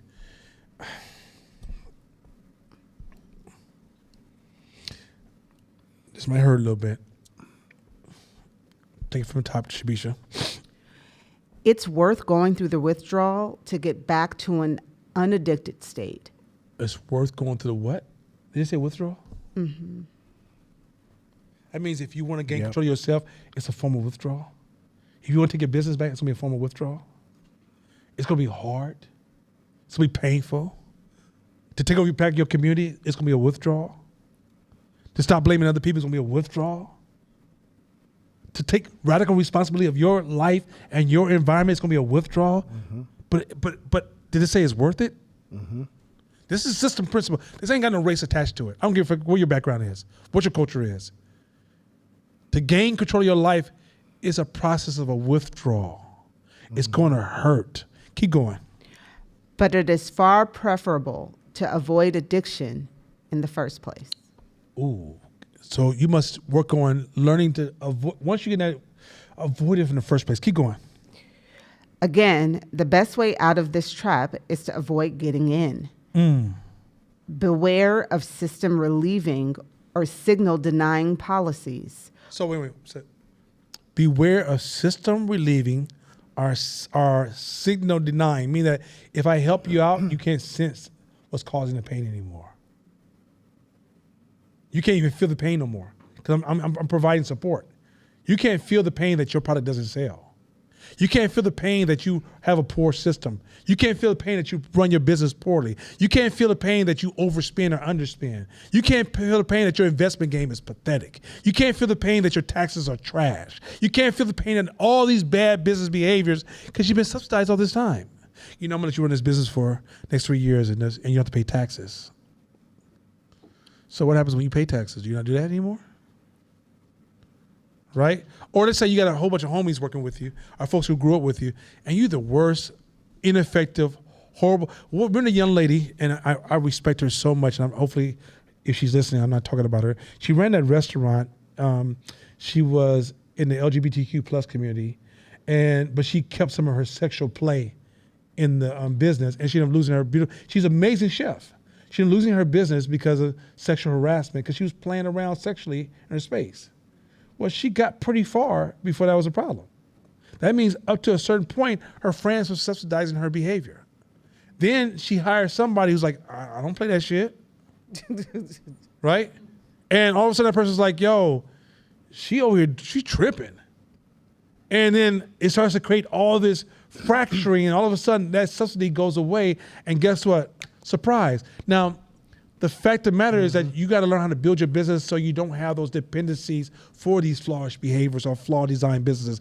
And the friction you receive from your flawed behavior will make you run a better business. You got to get used to the friction that you signed up for. All this friction avoidance is making you run a very, very weak business. And for you to have anybody subsidize you, man or woman, relationship, personally, or any form of fashion, they're making you weaker. And you accepted your weakness. You accepted your role. I'm weak. I'm DJ Weak. W-E-A-K, DJ. Because you allow somebody to over-subsidize you. And we're not talking about like, hey man, I lost my apartment, can I sleep on your couch for a month? That's not what I'm talking about. Not, hey man, I have a chance, you want to invest in my company, I have a chance to make this much money, I pay you this percentage if I get this much money. That's not a subsidy. But if court comes along and be like, yo, man, you go through some hard stuff, let me give you $100,000, Nana. I'm not learning a lesson from my poor decisions. And guess what happened? If I get on my feet because he helped me out, I won't make the same poor decisions again because I never saw it. I didn't get the feedback. I didn't even see my flawed behavior. Taking money from people at the wrong stage of your business is dangerous. Yeah, it reminds me of when they tried to give homes to homeless people, right? So they had a homeless problem. They built, logically, right? People with no homes buy a plot of land, put 60, 70, 80 homes on it, put homeless people in the homes. Now they got homes. But not realizing it did more damage because they didn't fix the mental breakdown of the people. So now you got people with addictions in those homes that cause more dramas in those areas. And so now they have places, now half of those homes are crack houses for other homeless people to hang out and do drugs in. And you don't necessarily think of the second order effects of those things. You just think problem, solution. And the psychology of it is you have to step back from a macro perspective and say, well, what happens after this? What happens after this? The psychology of you as an entrepreneur too, you always have to say, all right, I'm in a compromised position. And because these situations are going to be thrown at you a lot. Even if it's just 90% of my business is from one customer. You got to know, okay, I got to change this percentage fast. We ain't celebrating, y'all. Shut up. This is the worst situation we can be in right now in business. It feels good, but the minute they want to break up with us, It's bad because I have to have this much overhead to service this one customer. So if he decides they don't want to rock with us no more, we're screwed. So you got to scramble. If you have all your money in one bank account, that's not good. There's a $250,000 insured by the government. Man, move that money around. Like I'm trying to explain to you, like, pay attention to your dependencies. Dependency is not love. Some of y'all have been dependent for so long, y'all turn into, that's a statement of an act of love, expressing love. And so you feel if you pull your dependency back, the person may feel like they're not being loved by you. No, either you are destroying somebody or somebody's destroying you. That's why if somebody is around you and they're trying to profess to be your guru or your savior or your leader, what they're attempting to do is to create dependency, which means addiction to them. If they're not giving you the books they reading, they're not teaching you the game that they know, they're not giving you the sources that they have, they unconsciously or consciously are creating an addictive relationship, a codependent relationship with you. Keep going, because we're almost done. Take the focus off short-term relief and put it on long-term restructuring. So take your focus off of short-term relief. I gotta fix this quickly, and think about long-term restructuring. All this short-term patching yourself. I remember a long time ago, we had somebody in this class. I'm gonna say her name because she's gonna cuss me out. And she was the queen of patching. She would patch, problem, patch it, problem, patch. After a while, I just started calling her patches. Look at patches, because she patched so much, she was actually weaker, because she hadn't built any long-term structure. But it gave her a false sense of arrival. But the first storm that's gonna come along, she can't weather that storm. But when you build structure and you play the long-term structure, you own it. You own it. You own it. Here's the cool part. Some of y'all get so used to being weak, you get mad when the intervener decides to pull back. Now you call them sexist. He don't care. They're cold-blooded. They're evil people. This is why I can't stand them. They should be supporting me. They shouldn't be doing shit. I know people who are suing. I know people who are suing groups who helped them. Yes. And because they didn't help them in a way that they thought they should have been helped, they want to sue them. Yeah, that's real talk.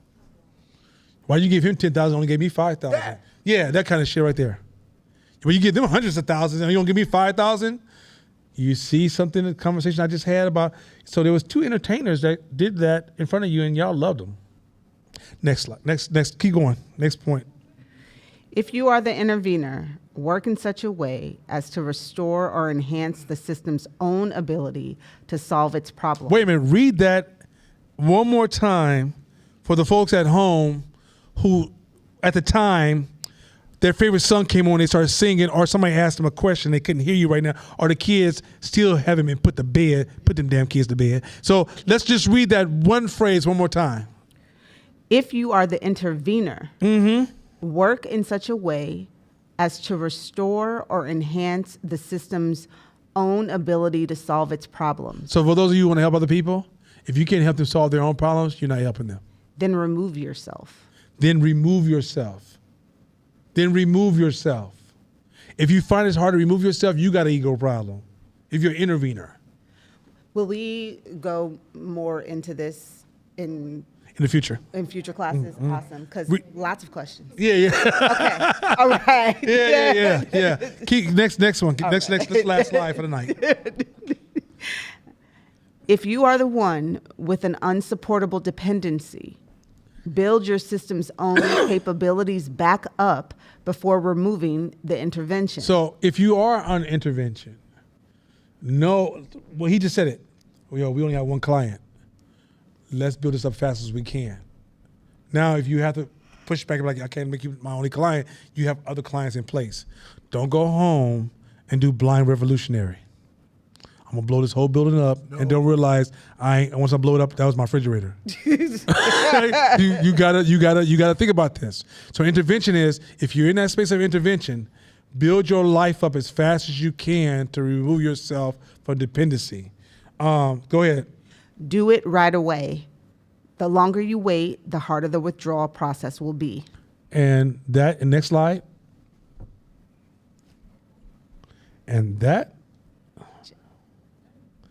why we exist as Phi Team Hope. Next slide. Then go back.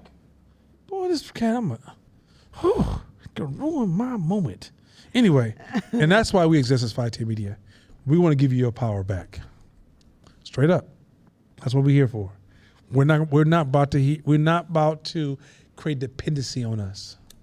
We're not about to create dependency on more trash out there. We had some students in the past did what he did. They sit in class, but they kept saying, Nana, teach me, Nana, you're the guru, Nana. And I see it.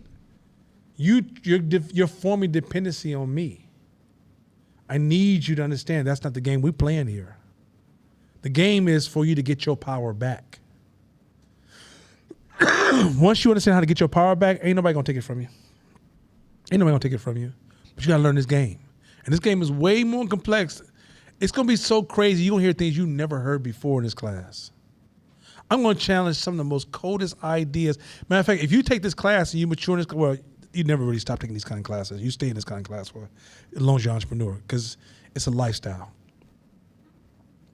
I have a slide coming up. I might remove it. It says, if I told you I took a 6-week class to be a hip hop artist, and I don't understand why Jay-Z won't sign me, you look at me like, you took a 6-week class on entrepreneurship, on being a hip hop artist, and you mad because Jay-Z won't sign you? Because you don't live the lifestyle. That's why he ain't signing you, bro. You're not a hip hop artist, right? When you decide you want to be a hip hop artist, you got to live that life. You don't get to take a class, a whole bunch of classes. If you don't live that life, you don't become one. Right? And so here at Hope, our goal is primarily to put you in the driver's seat so you can stop talking about what you don't have because of somebody else. What you don't realize is the oppression took place a long time ago when they got you used to snorting their cocaine. And when they decided to take it away from you, you don't know how to live an organic, holistic life anymore. You don't even know what that is no more. It's been stolen from you for so long. An opportunity could be seen in front of you, but you're numb. You be like, there's no opportunities out here. I'm looking at them like, there's so many in front of you. You're like, ain't none. I don't see nothing. It ain't nothing out here for me. Because you've been numb. You've taken from so many people for so long, you numb. You're absolutely, the young brothers who are out there bipping, they're becoming damaged themselves. They're not just damaging your life. They don't realize how much they're damaging their life because they're mentally numb. But if they learn to see, that same fearlessness could make them millions. But instead, it makes them a couple of dollars here and there. How much money you think you're going to get from robbing somebody? Nothing. A couple of dollars here and there. So in the end, you're not even gaining. Right? It's like building wealth and making a couple of dollars are two different. Building wealth is like $1 and I know making some money. Let's just give you some contrast. Making some money is like $1, and building wealth is like billions. Billion is $1,000 million. That's how far of a contrast when you think differently. Many of you guys have been taught how to make money, but many of you have never been taught how to build wealth. And wealth is a whole different form of thinking. Matter of fact, you may start the journey of wealth in your life and then have a great life, but your children's children may continue the path of wealth. Or you never get there, but you contribute to a community that becomes wealthier. Right? I'm saying to you guys that it's a whole different form of thinking you're going to learn in this class. We're not going to teach you the bull, the fake stuff, the pop stuff. We're not here to make you, we're not going to have a party where you up here, I'm a millionaire, and you give your award and you look at your bank account, you're not really a millionaire. You have $1 million in subsidies. I've heard people have $1 million in subsidies and call themselves a millionaire. I've heard it. I've heard it as clear as the day. I've heard nonprofits receive, say somebody like Instagram will give them free accounts for advertisement, and they'll say, I got thousands of dollars. No, you got an Instagram account. You have a subsidy. You have nothing. You have nothing. But you can believe it so long, you're addicted to it. So when that money runs out, who are you now? Or do you continue to prostitute yourself and do whatever it takes to get the next dollar? You see how cold this game is? It's a cold cold game, and it's not on the streets.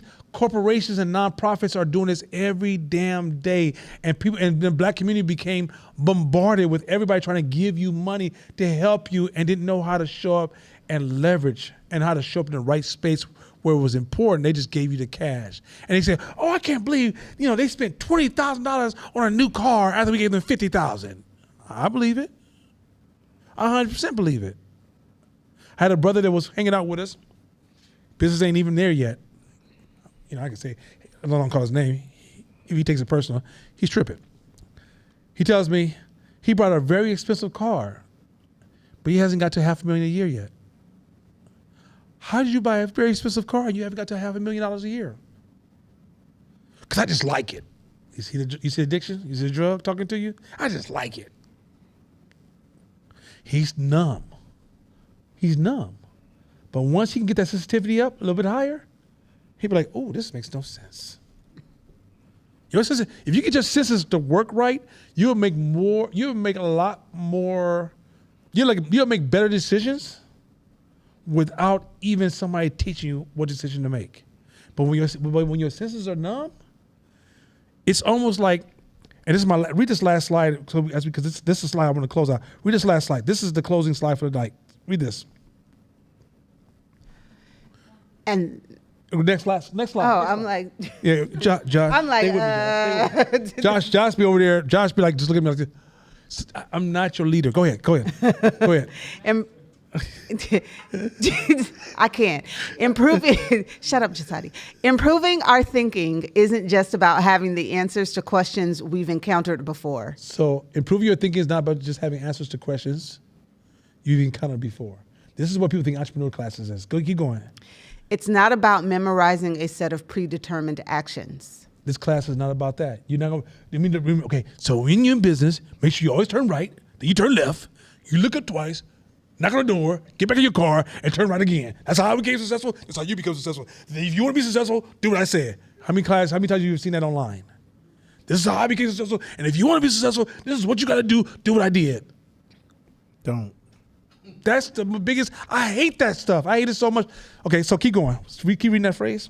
It's not about memorizing a set of predetermined actions. Skills. Being successful is not about memorizing a whole bunch of actions. That's skills teaching, right?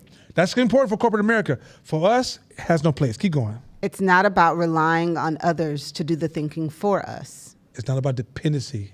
You see that? Don't let other people think for you. Keep going. It's about delving deeper, beyond the surface level, and uncovering what lies hidden from our view. All of us in here is things you cannot see that you need to see. All of us. If you want to be an entrepreneur, there's things you need to see that you cannot see. It's about you always getting deeper and deeper and more intelligent and thinking, developing your thinking, developing your insight, developing your ability to see so you can see things you never was able to see before. The reason some people live like it's easy for them, they see what you can't see. That's it. That's it. That's all it is. And you can see it too, but you're going to have to get past your stubborn thinking. It's you that's stopping you from getting what you want. Mm-hmm. That's why that's why I say take your focus off other people, focus on yourself. Once you focus on yourself, this all makes sense. This all makes sense. So I like that phrase there, take a picture of it before you go home, put it on the screen for screen capture for those at home who wants to capture the screen. This is from Shane Parrish. This is a quote directly from him. I didn't make it this, I didn't come with this quote. I ain't gonna act like I'm that dope. But refresh yourself with this phrase all the time. This is the phrase you should hold true. Like this is one of the things where you just gotta look at it every once in a while, remind yourself, remember this. With that being said, anything you want to say before we go out, get up out of here? Get ready. Get ready for it. This is an appetizer. This is not even an appetizer. It's water. When you go to a restaurant and they bring waters, that's it. It may be some bread and some butter. So everything is going to get shifted in your psychology if you allow us to do that.